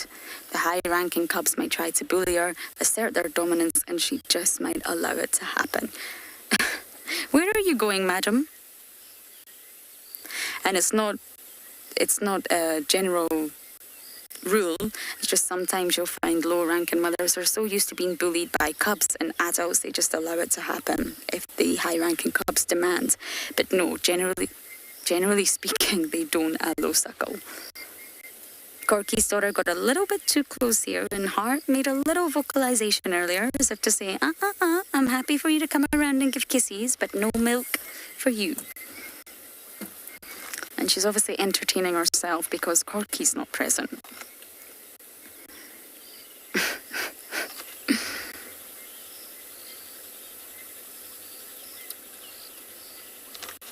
Can you please be careful up there?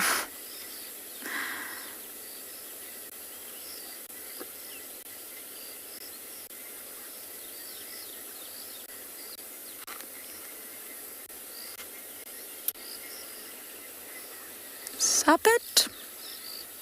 No, I've not seen her. But I do believe that she has been seen by other vehicles. Now, not many people around here follow the hyenas, but a lot of people are finding them so interesting and finding it interesting to spend time at the den. And there was a sighting called in the other day with one mother and one larger cub, i.e. not June. I think it was Corky, but I've not personally seen her, no. But they'll come and go from the den as they please. She also needs to stock up on her reserves, make sure that she feeds so that she can come back and feed her daughter. And the lower ranking females tend to feed infrequently. It's not regular, it's not constant. They tend to disappear and come back. But that milk that they are transferring to their offspring is of very, very high nutritional quality in large amounts. And that's why Corky's daughter has got to where she is today. A feisty, fierce, curious little girl.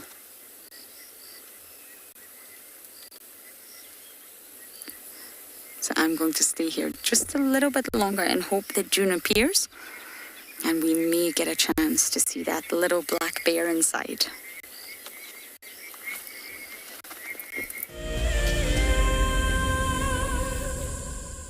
Have you been watching Wild Earth and dreamt of being right there on safari with one of the guides? Well, now you can. Wild Earth is offering you a chance to buy a ticket to dream. You or a friend can hop on board a live Wild Earth show and join our guide on safari. The ticket is redeemable at any of our locations, anytime in the future. Only a limited number of tickets are available, so don't wait. Get your ticket now and start dreaming. Terms and conditions apply. My name is Ross and I'm a field guide at and Beyond Pinder Private Game Reserve. I love getting questions from guests on Wild Earth because I love sharing and learning information about nature with new people, and it also makes me feel like you're all joining me in real life. If you want to ask a question on Wild Earth, then you need to register on our website. Once registered, go to our live safari page and submit your question below our live feed. This is Rusty. He's my favorite vehicle and we've been through all the good times here in the bush. Now, if you feel a connection to Djuma Game Reserve like I do, then we have a fantastic opportunity for you. You can have your name engraved on a brushed metal plaque just like this one, and we will attach it to Rusty so you can always be with us on safari in spirit. We will even send you a digital photograph once your plaque is mounted on Rusty. Spaces are limited, so grab your spot now. Hello, boy. You are a monster. And he's coming right up to us.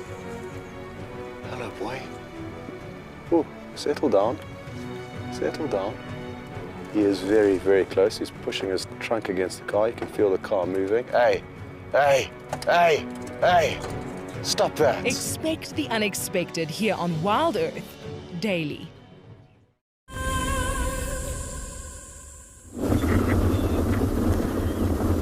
Welcome back. We've come down onto the floodplain, our Pinder floodplain, to this little herd of waterbuck. It's so beautiful, the sun's setting behind us. It's kind of illuminating that bright green grass. Back from 61. Apologies. Yeah, it's just a really, really beautiful scene with some fever trees in the background. Got this one male with his group of females, his harem, as he'd call it. All staring off into various directions, making sure all directions are under watch.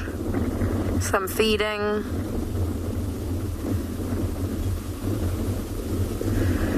They really are a unique antelope though. They are so different compared to most of the other ones that we've got. They're not nearly as nimble looking. They're quite sturdy. I'll use the word sturdy. We've got the elegant kudu and the impala, who are so nice and nimble with those skinny legs, good for running. And then the furry, frumpy waterbuck. They still are very beautiful. They're probably one of my favorite antelope, actually, I'd say, just because of how different they are. I also like how furry they are. And that beautiful heart-shaped nose.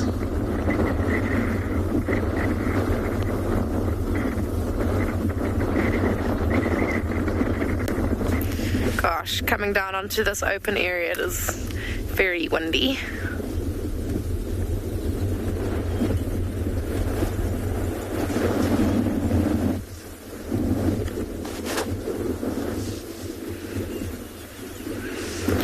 This group actually is often here. There's a watering hole quite nearby.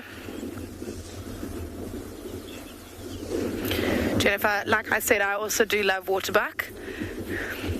they're quite an interesting antelope. They also are not very favored by predators because they secrete an oil that isn't very tasty and it doesn't smell very nice. It helps to kind of waterproof their thick fur though, for if they were to swim. But it also helps with deterring predators. Not to say that they are never eaten by predators, but that male he keeps checking all of the females. If you notice, he keeps going up to their bums and sniffing. That one's just, yeah, he's obviously trying to work out if any of them are ready to mate with. There you go, he's doing it again. He goes up and kind of leans his head right against their bum. That one that he's doing to now actually seems very receptive. She's got her tail up out of the way.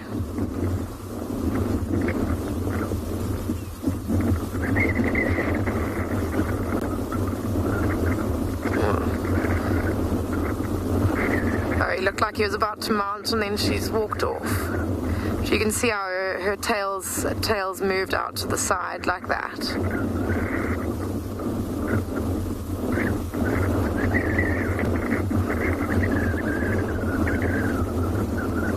She just needs to give him a bit of a chance. She looks like she's getting annoyed with him.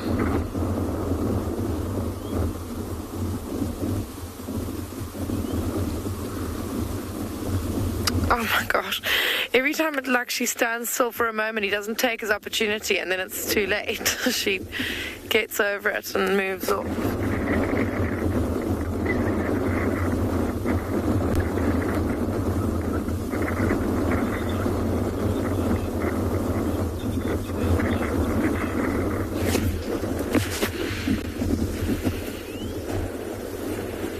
It'll be quite interesting to see them mate. I don't think I've ever seen waterbuck mate before. Well, hopefully she gives him that opportunity. All trotting off now. I think that the wind is picking up. It's obviously causing them to feel a bit anxious.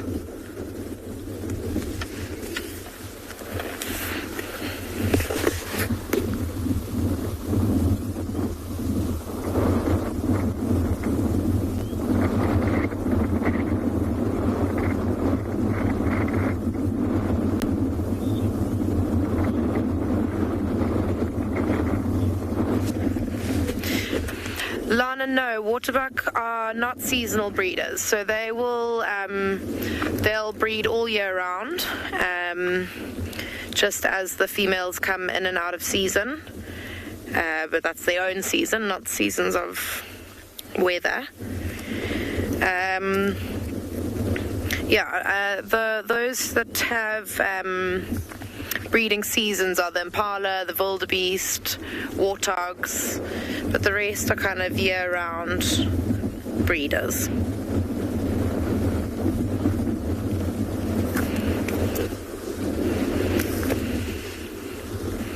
You can see that there aren't any youngsters with them at the moment, but hopefully if he's successful, then we will have a few young waterbuck. But I think we actually came down to the floodplain to look for an elephant, and we can see him far in the distance. So we're going to see if we can get a bit closer, but we're going to send you over to the sunset at Ngala.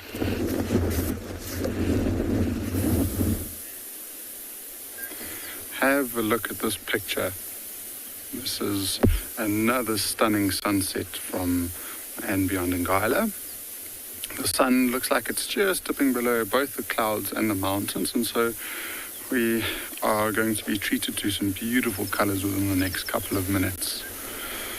And whilst I have you, there were a few questions that I got asked last night that I wasn't sure of the answers to, so I'd like to just get back to all of the viewers. The first one was from Jonathan, and he was asking if lions enter the state of REM sleep.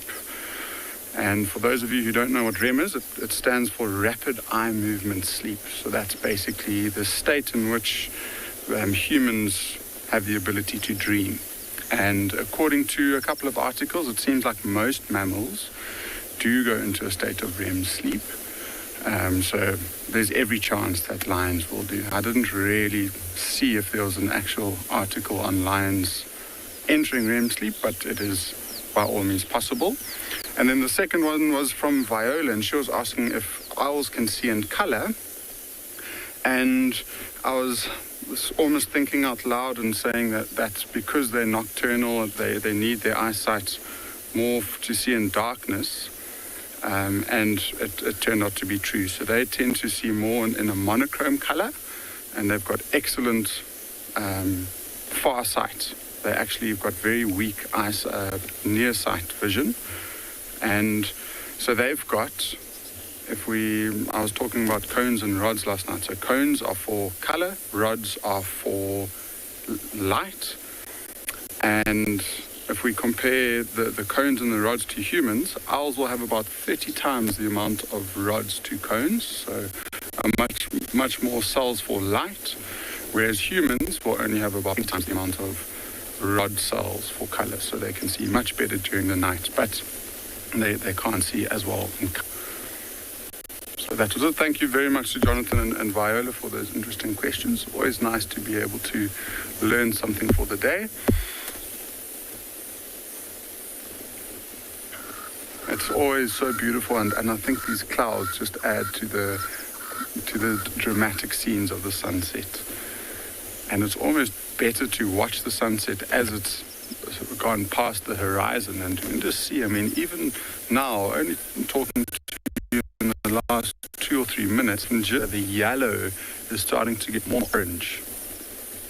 And there will be a stage when it gets to this beautiful pink color if we're lucky. And I mean, if we maybe zoom into two of those tall clouds there's almost like a golden lining. The tallest one. There, I think. Let's have a look on.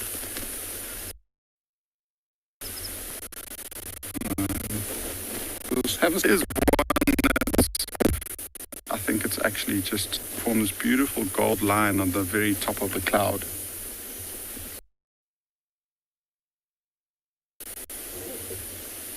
There it is. They're coming into the center of frame now. We'll probably go to another beautiful spot and offer you a slightly different perspective of the sunset, whilst we see how those hyenas are doing.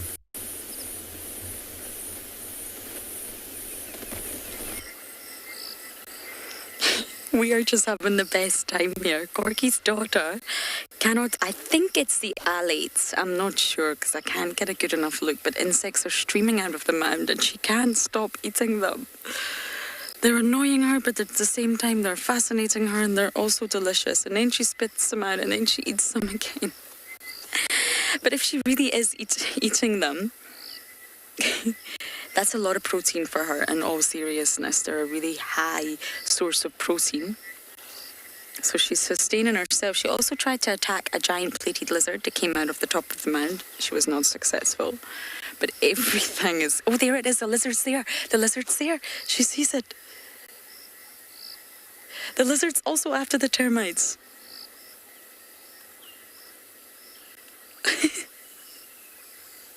Okay, that wasn't quite a chase, but she's so interested in everything that's going on here. You see the alate stream? The lizard's coming back. The lizard's coming back. Standoff.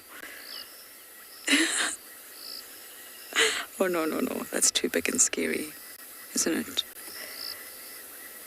This is incredible. The sightings I am having with giant plated lizards right now are just incredible. The lizard wants those termites.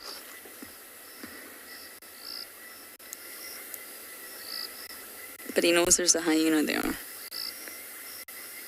And although it's only a cub, it's a lot bigger than him. I don't think she would kill it. She would maybe chase it.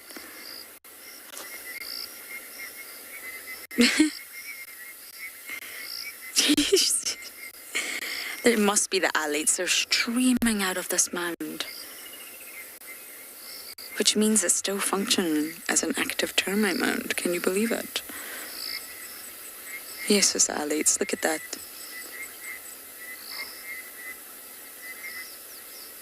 Oh, yummy. Lizard's going for it. 1, 2. Can you just go a little bit closer there, Johan? Look at us crawling. That mound is alive.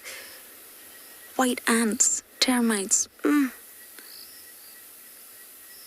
my goodness.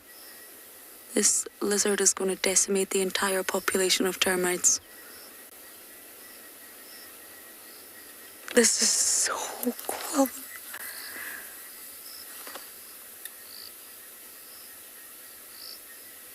Look, your food is right there.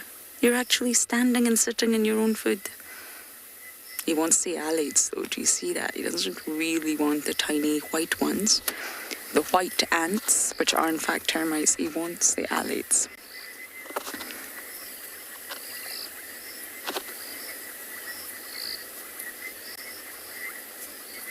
Wow. Oh, everybody's coming to see me. Hello. Good afternoon. All under the car. The usual.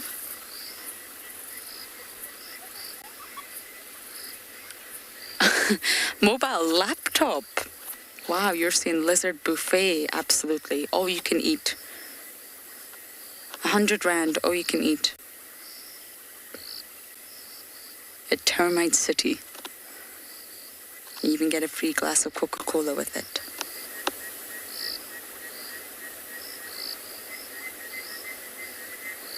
Oh my goodness. More alates, more termites. This place is alive. It's crawling. Can you believe this is happening at the hyena den?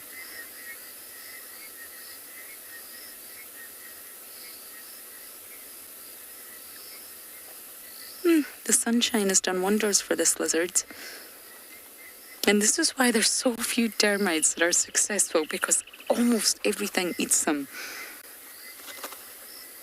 From tiny little princess hyenas to lizards to all the birds of prey are on the ground at the minute. Every time I drive any of the roads here, I'm finding birds of prey, from snake eagles to tawny eagles, battaliers, all on the ground. And when we drive, they do fly up in the air, but they're feasting on the termites.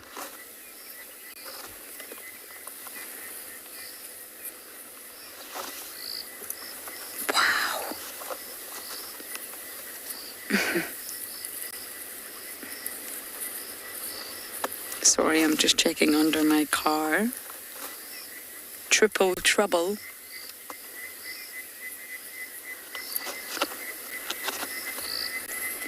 Miley, this lizard does not change colour. But normally with any sort of reptile, they do darken slightly when they're sort of not active and they've not been solar powered, shall we say. Even my bearded dragon, my old bearded dragon, used to darken a little bit. Then they lighten slightly once the sun is up and they've done their sunbathing. But this particular lizard, the giant plated lizard, does not change colour. Isn't he gorgeous? Having the best time. Oh, the hyenas are having a little drink. That's so sweet, Johan. Look at that. They've now got their own little water hole. Hopefully it's not urine. Hopefully it's water. But with hyenas, one never knows.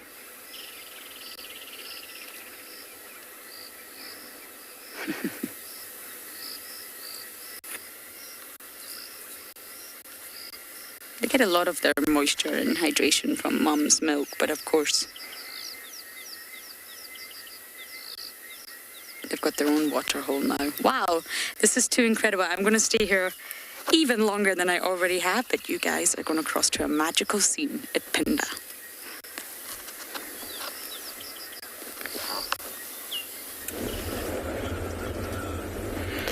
So we've come round to this elephant bull.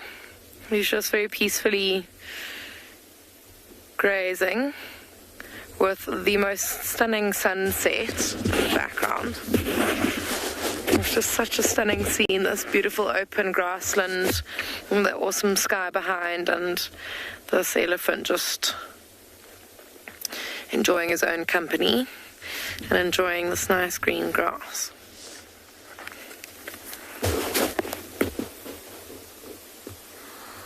Gosh, it really is moments like this where you just have to seriously appreciate being out here, getting to watch epic sunsets like this almost every night, and being able to share them with people all across the world as well. I mean, how cool is that?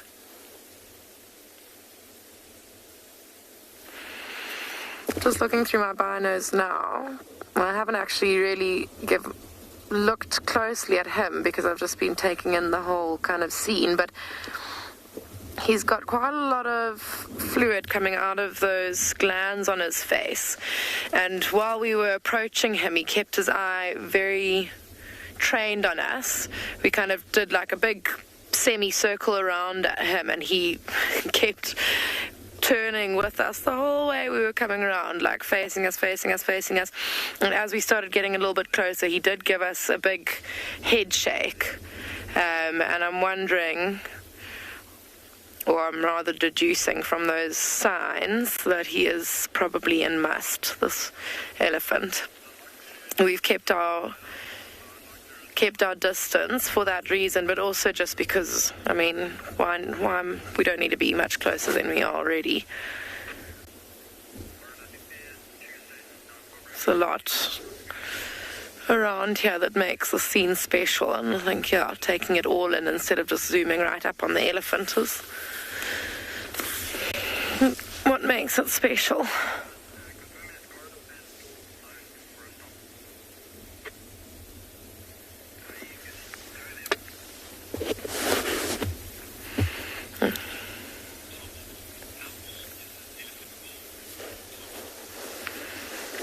Thomas, I don't know how old this elephant bull is exactly. I can predict for you. Wait, so we'll see his head. He's got quite a big head. I want to see, the other way you kind of tell is from the indentations on above his eye there, which are quite deep. I would say he's probably in his 50s, this elephant bull. Maybe late 40s to 50s. But pretty cool. I mean, we like I said, he was very interested in us, watched us all the way around, gave us one good head shake as we came around the corner, and us keeping our distance now, he's just perfectly happy to, oh, there we go, do a wee, firstly. But yeah, very happy for us to just watch him, and he's even turned his back on us a little bit. Now he's walking across the plain. Yeah, see, even what he's doing now, urinating like that as he's moving, and it's just kind of coming out in spurts and it's dribbling quite a bit, that's also a sign of him being in must. See how he's just very lazily dragging his trunk along the ground. Another spray of urine.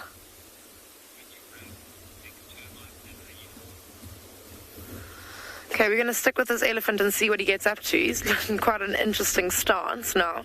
Got his trunk balanced on one of his tusks, at the same time as defecating and urinating. I think he's probably in quite an uncomfortable state. Another spurt of urine. Shame. He doesn't really look tail up. Goodness gracious, it's all happening here. Yeah, but I think we're going to stick with him for a while we've still got light. But we're going to send you back to some termites and to some hyenas.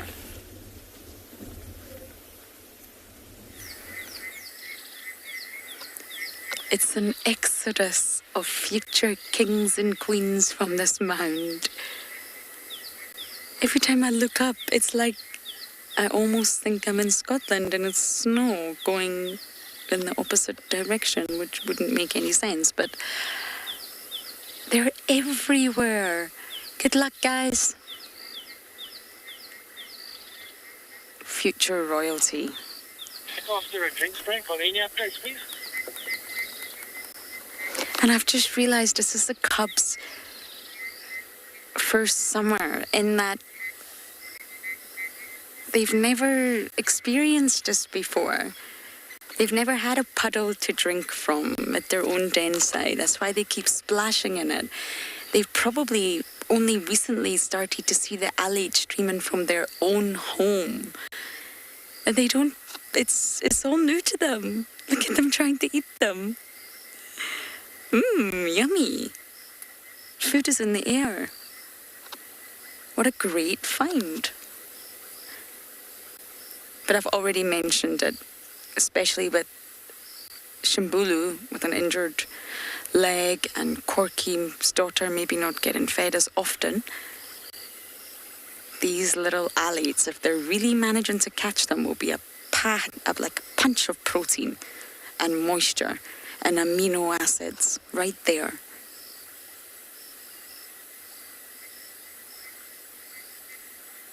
It's almost as if they don't understand what's happening to their mound. Wow. And many people ask, what eats termites? The cub is out, the cub. Hello. Good evening.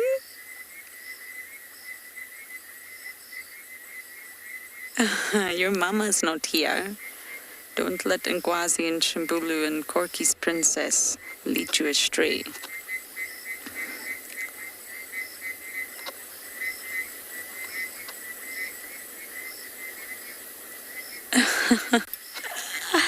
This is honestly really magical. The cup, the cup.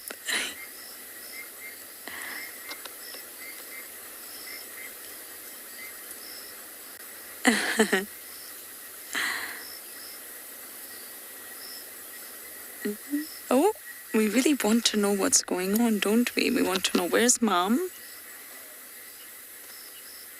Where's all the others? What's happening?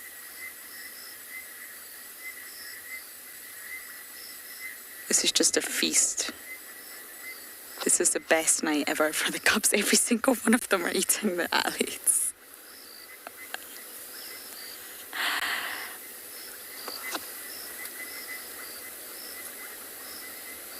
How precious, their first summer.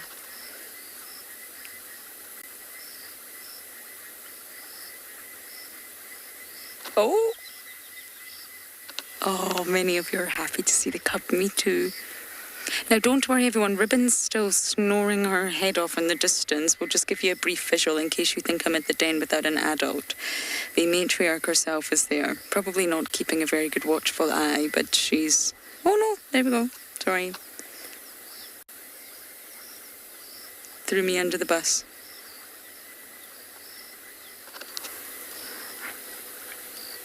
This is Heart's parent. Sorry, I've got a little bit spotted, confused. Spot confusion.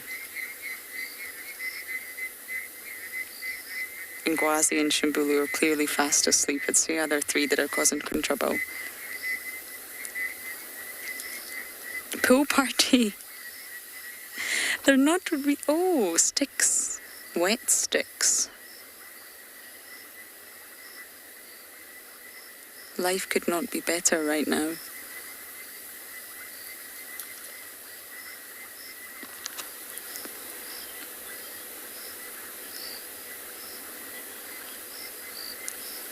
Ryan, you are asking the ultimate question here that I love to answer. It's very difficult. They have very similar looking genitals. Now, a male has an actual functioning penis, so can produce sperm, and testicles, as most male mammals do. However, the females, they have what looks like a penis, but it's actually not. They call it a pseudo-penis because it's not a functioning penis. It's not producing sperm. It can't fertilize or do the job that a male would do. And it also appears that she has testicles. No, she's not. It's just fused labia and fatty pads at the back that give the appearance of testicles. So it's all rather bizarre. And the pseudopenis itself is basically a hypertrophied penile clitoris. Yes, that's a mouthful. I bet you're glad you asked this question, Ryan. So they look the same. Now, there's only a slight difference. And that's why we normally have to do lots of genital observations. Now, I don't want to disturb this view of the cub. I'm going to show you a diagram when it disappears, and it's just going to highlight what we're looking for when we're trying to tell the difference. Now, once they reach adulthood, the males are smaller. Hyenas are one of the few mammals where the females are larger.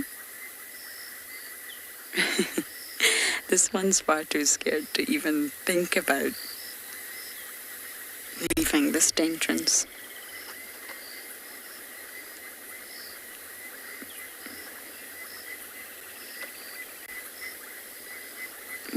Once he or she, who knows, pops their head down, I'll just show you a quick diagram and you'll be able to understand what we're looking for. And it's really, really not easy. Excuse the hand drawings. Now here, we have the penis of the male. So this is an actual functioning penis. And you see how it almost looks like a triangle at the tip. This is the triangular glandular tip. And that's what we're looking for. If we just zoom in a little bit closer, you'll be able to see this triangle is a male. And when we actually had Swazi darted, the vet did a closer inspection to make sure the glands were there to 100% confirm the Swazi was a boy.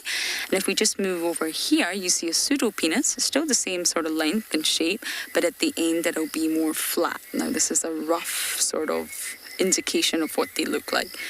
And it's a hypertrophied penile clitoris. I managed to say that twice in one drive. And just to give you an even further explanation, for a female, this of course is the womb. And the birthing canal is twice as long as other mammals, and there's a 90-degree bend. So the young cubs have got to make their way from the womb all the way along this birthing canal, take a turn, and go out before birth. Now that can't be easy, and 60% of cubs are said to suffocate during this process.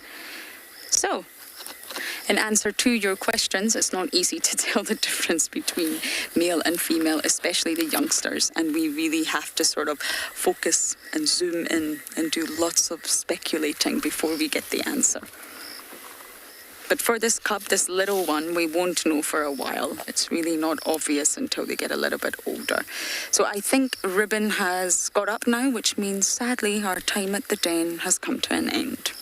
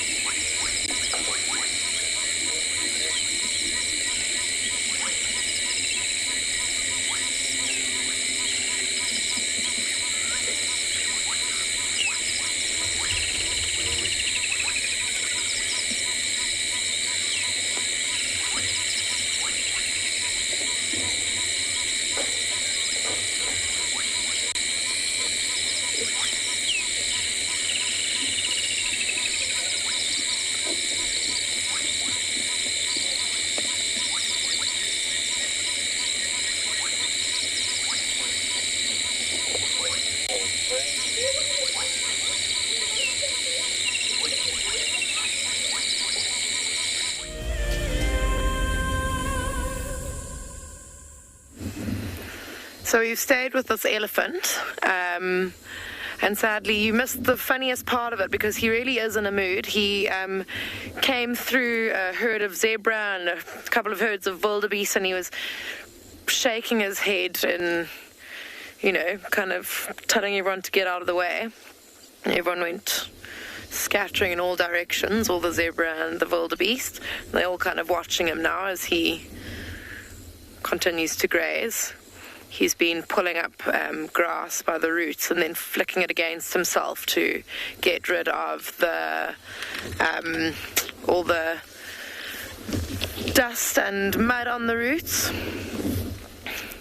Here are the wildebeest who've been rudely uprooted from where I think they may have wanted to spend the night, but you can see some are already starting to settle down, so they don't mind.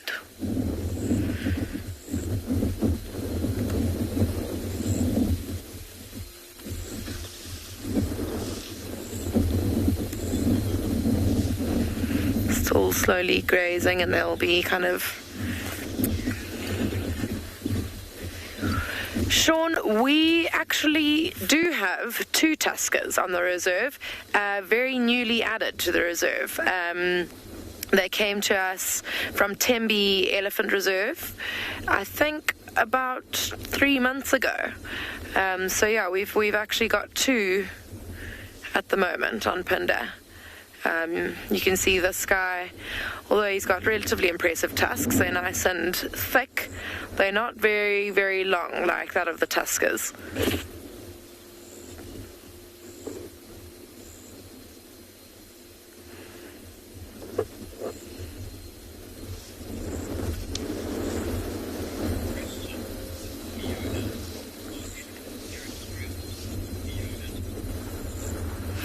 Fiona, elephants aren't really territorial. They will, they travel quite big distances. They often migrate as well if the space that they occupy allows it. So, no, they're not territorial. A male like this one, an elephant bull, especially in his state of must, he'll be seeking out herds of females now to mate with. And, yeah, so that's what he follows. He follows the females.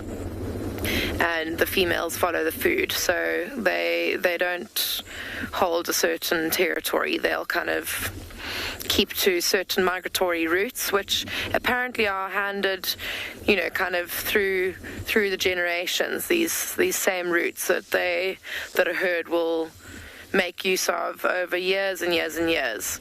And I guess it's just the youngsters growing up doing that route, and then they kind of do the route with their youngsters and et cetera, and they just continue to do the same route. Here on Pinda, though, the elephant herds do tend to occupy the northern part of the reserve. I think the reason for that is just that the canopy species of trees are quite a bit higher. So down in the south of the reserve, all the trees are rather not shrub-like, but they don't get very tall. They're not quite kind of high enough to conceal a herd of elephants. Whereas up in the north, the trees are quite a lot taller, and I think they just feel a lot more safe there. We are going to cross over to infrared, so it may go black and white in 3, 2, 1. I hope that's worked. I can't see.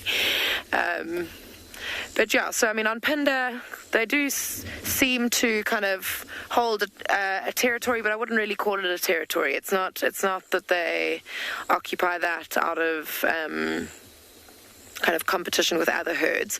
It's more just comfort and where they feel happiest.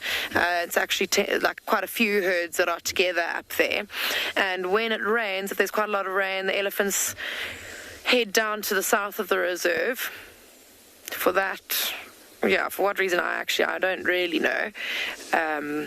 We are sitting on a floodplain where 2 rivers meet, so when there is enough rain, and when I say enough, I mean a lot of rain, this all actually is underwater. I don't know if that's what the elephants, when it starts raining, that's what they might be hoping for. for a nice big body of water. Do you imagine how much fun they would have? Because I think it doesn't get very deep. It just stays like a relatively open area, and I don't think it gets very deep, but it would be quite fun. An awesome sight to see a herd of elephants charging along over in the water. We've got a question about whether or not elephants can survive just on grass. I honestly don't know the answer to that question. I think that theoretically speaking, they probably would be able to, but I can't foresee any circumstance where they would only eat grass.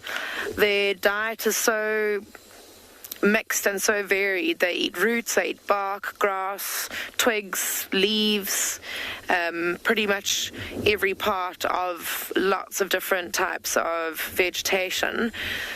So I don't think that would ever be the case where they have to just survive off grass. But theoretically speaking, I don't see why they wouldn't be able to. They would have to eat a lot of it, though. Obviously, eating bark and roots is a little bit more substance to their diet as opposed to just grass, which isn't very weighty.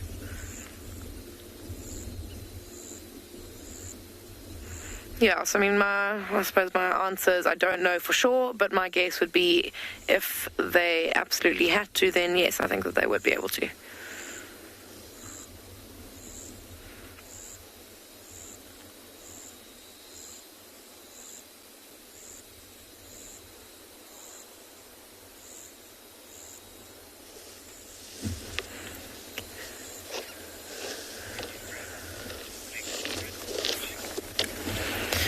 Okay, well, I think we are going to leave this elephant here on the floodplain. He seems quite content eating grass. He'll probably spend the night here.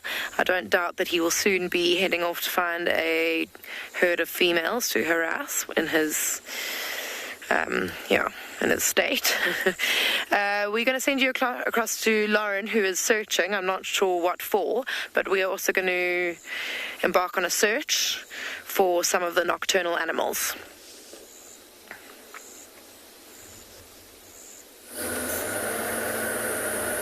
We had to leave the den, unfortunately. Ribbon left. Mommy left. There's no more babysitters. So I'm now spotlighting to see what I can find, but in summer, spotlighting is not as fun. All the insects love to just fly into the light. You have to sort of do this kind of maneuver, but the alleys are streaming everywhere. It's paradise right now. We'll try and see if we can find another active mound for you, but the termites really are in full force. And I remember my last stint, I was also looking for termites, but there just was not enough moisture in the ground. They wait for the rains, and after the rains we've had the past few days, it's obviously been enough. They maybe have a moisture meter or a moisture level, and they think, right, okay, the ground is wet enough, it's time to fly. And that's why the alates are flying. They wait for the rains because they need to burrow into the ground. And when the ground is really hard and dry, when there's been no rain and no moisture, they're not going to be able to do that. So that's why they're waiting. They're waiting for the rain in order for the ground to be much softer, and they can burrow in with their mate, their future lover, their future king or queen, and attempt to start their own new colony, progenitors of their own race. So obviously there's just been enough moisture now. We had rain the last stint, but it really wasn't as heavy as what we're experiencing right now. Or at least this morning and last night. So fabulous. It's really the time of the termites.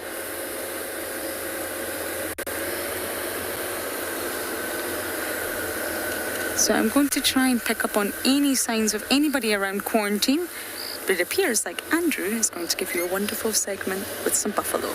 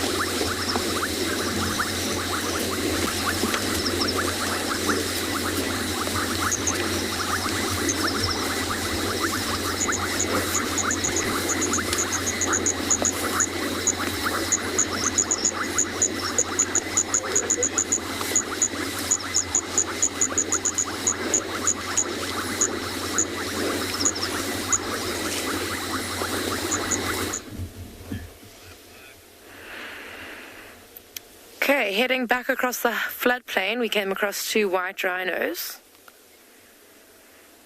They look like they may be heading somewhere to settle down for the night. They're not really feeding, just walking along, making their way to somewhere where they will probably lie down. We've been driving through a few areas of kind of open muddy or sandy patches, like dry mud or sand patches.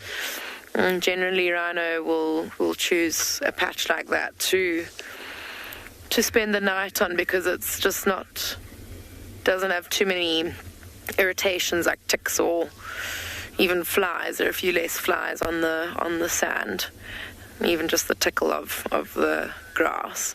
So rhinos do prefer to lie down on those kind of grassless patches.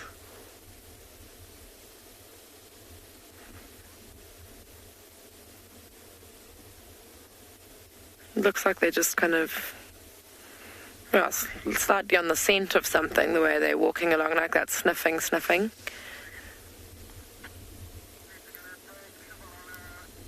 They look pretty much the same size, so I don't think that it's, sometimes you'll see a male following a female quite adamantly like that, sniffing along behind her, but they look quite the same size, so I don't think that that's the case here. Because it's so dark, I'm somewhat blind. I can't tell you if they are males or females. But yeah, I think we'll leave them to carry on with their search for a spot to spend the night, and we shall carry on with our search for some more nocturnal animals.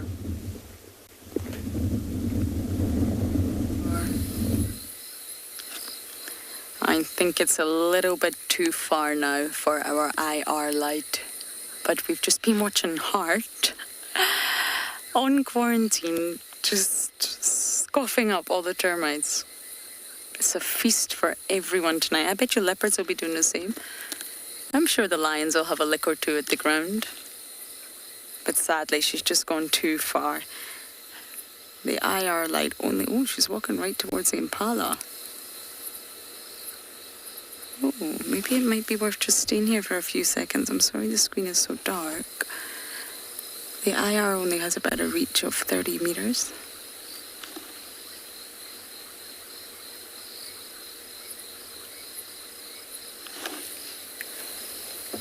You can see all the eye shine. I hope that's all the impala. I don't quite know which direction Heart went in, but they're not happy. They're not settled.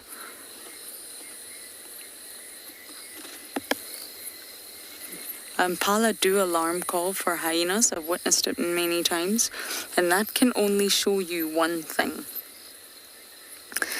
If an animal's alarm calling, like they do at leopards, for a hyena, that tells you right there and then that hyenas hunt them and stalk them. We've got something moving over here, Johan. Now it's very far, but it looks like it could be predator-ish. Let's just try and see if we can get it with the IR light. It's exactly 9 o'clock. Johan and I sit at different positions in the car, so we'll have different perspectives. Oh, don't tell me it's just an impala. Oh. Okay. It's an impala. My apologies. With the eye shine, it's almost impossible to gauge size. Let's bumble. Oh my goodness, one more time with that name, Jared. Let's try it. Let's try and get this name right, Lauren.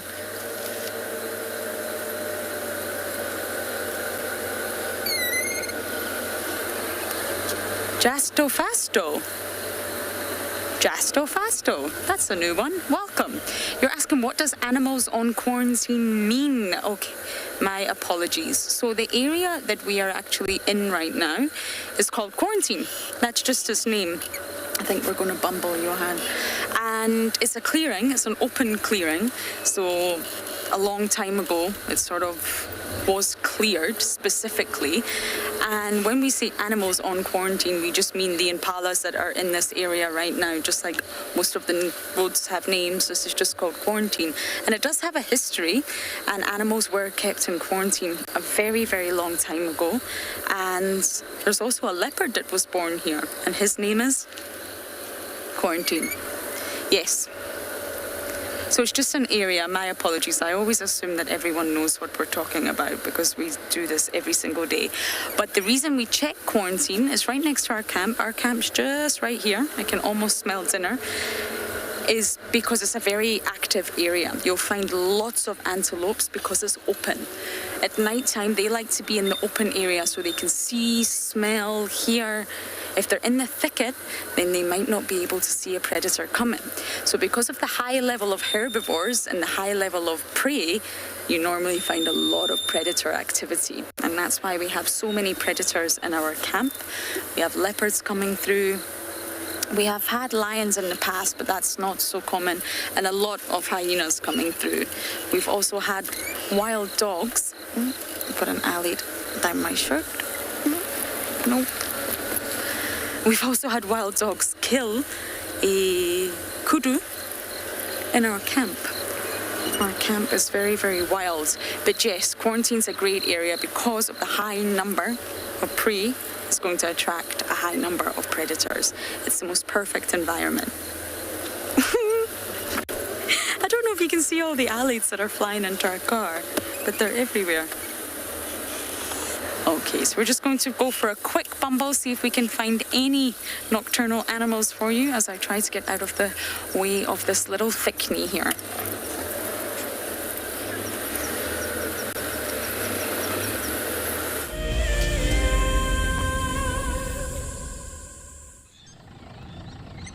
My favorite animal is a leopard, purely because I just think they are just the epitome of feline grace and power, and the way they can move about in any environment and remain hidden until they want to be seen, I just find incredibly intoxicating, and they're amazingly beautiful.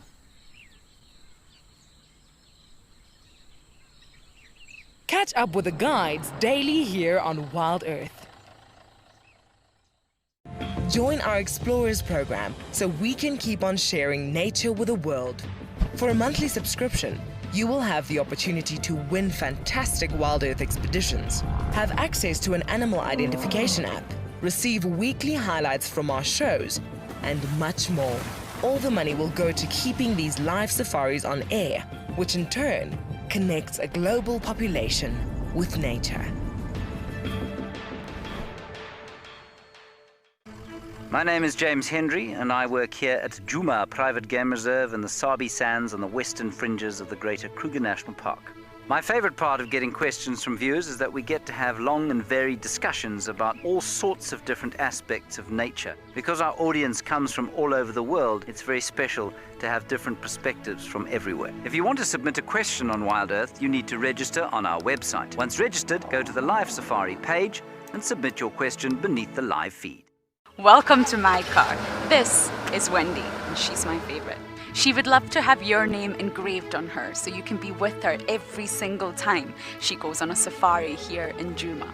If you become a Wild Earth Explorer, you will have the opportunity to buy an engraved tag which we will attach to her. We will make sure to send you a digital picture to show you exactly where you are sitting on her. You will have front row seat in every single sighting.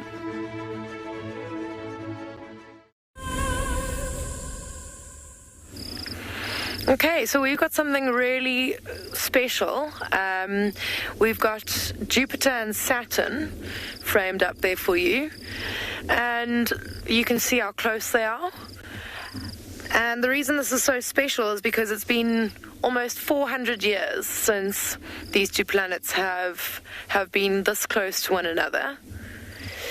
And even more special, it's been nearly 800 years since it has been this, them being this close together has happened at night. So although 400 years ago about, they were this close, it wasn't observed because it wasn't at night time. So there we go. Pretty special stuff. And it falls on this this day, our longest day of 2020 here in South Africa. Will have been our latest sunset at like 6:45, and from here on the days will just start to get a bit shorter, little by little. But what an incredibly special thing to witness and be able to see and be able to share with you all.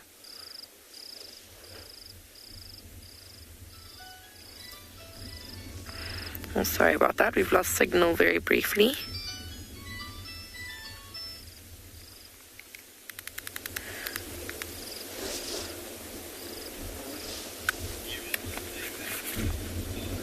Yes, I've also referred to it being called the Christmas star.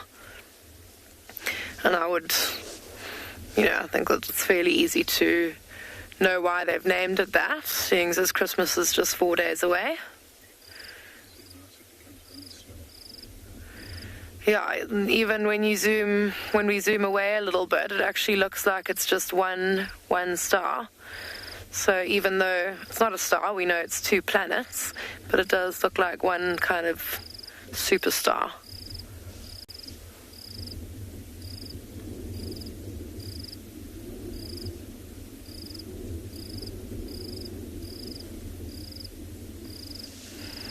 I'm sure as it starts to get darker, we've still got quite a lot of light here. The horizon's still tinged with pink and yellow and green.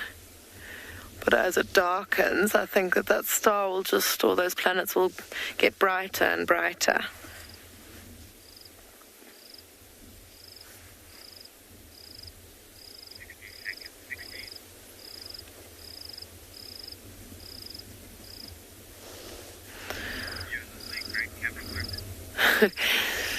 Yeah, it was great camera work. Well done, Owen.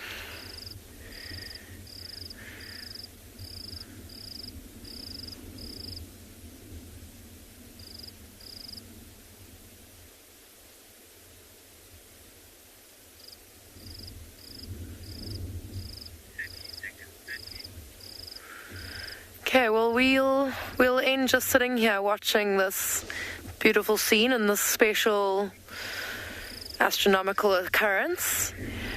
But yeah, I hope you guys have enjoyed the evening drive, and I hope you guys all join tomorrow morning at 5:30 Central Africa time. Enjoy your evening.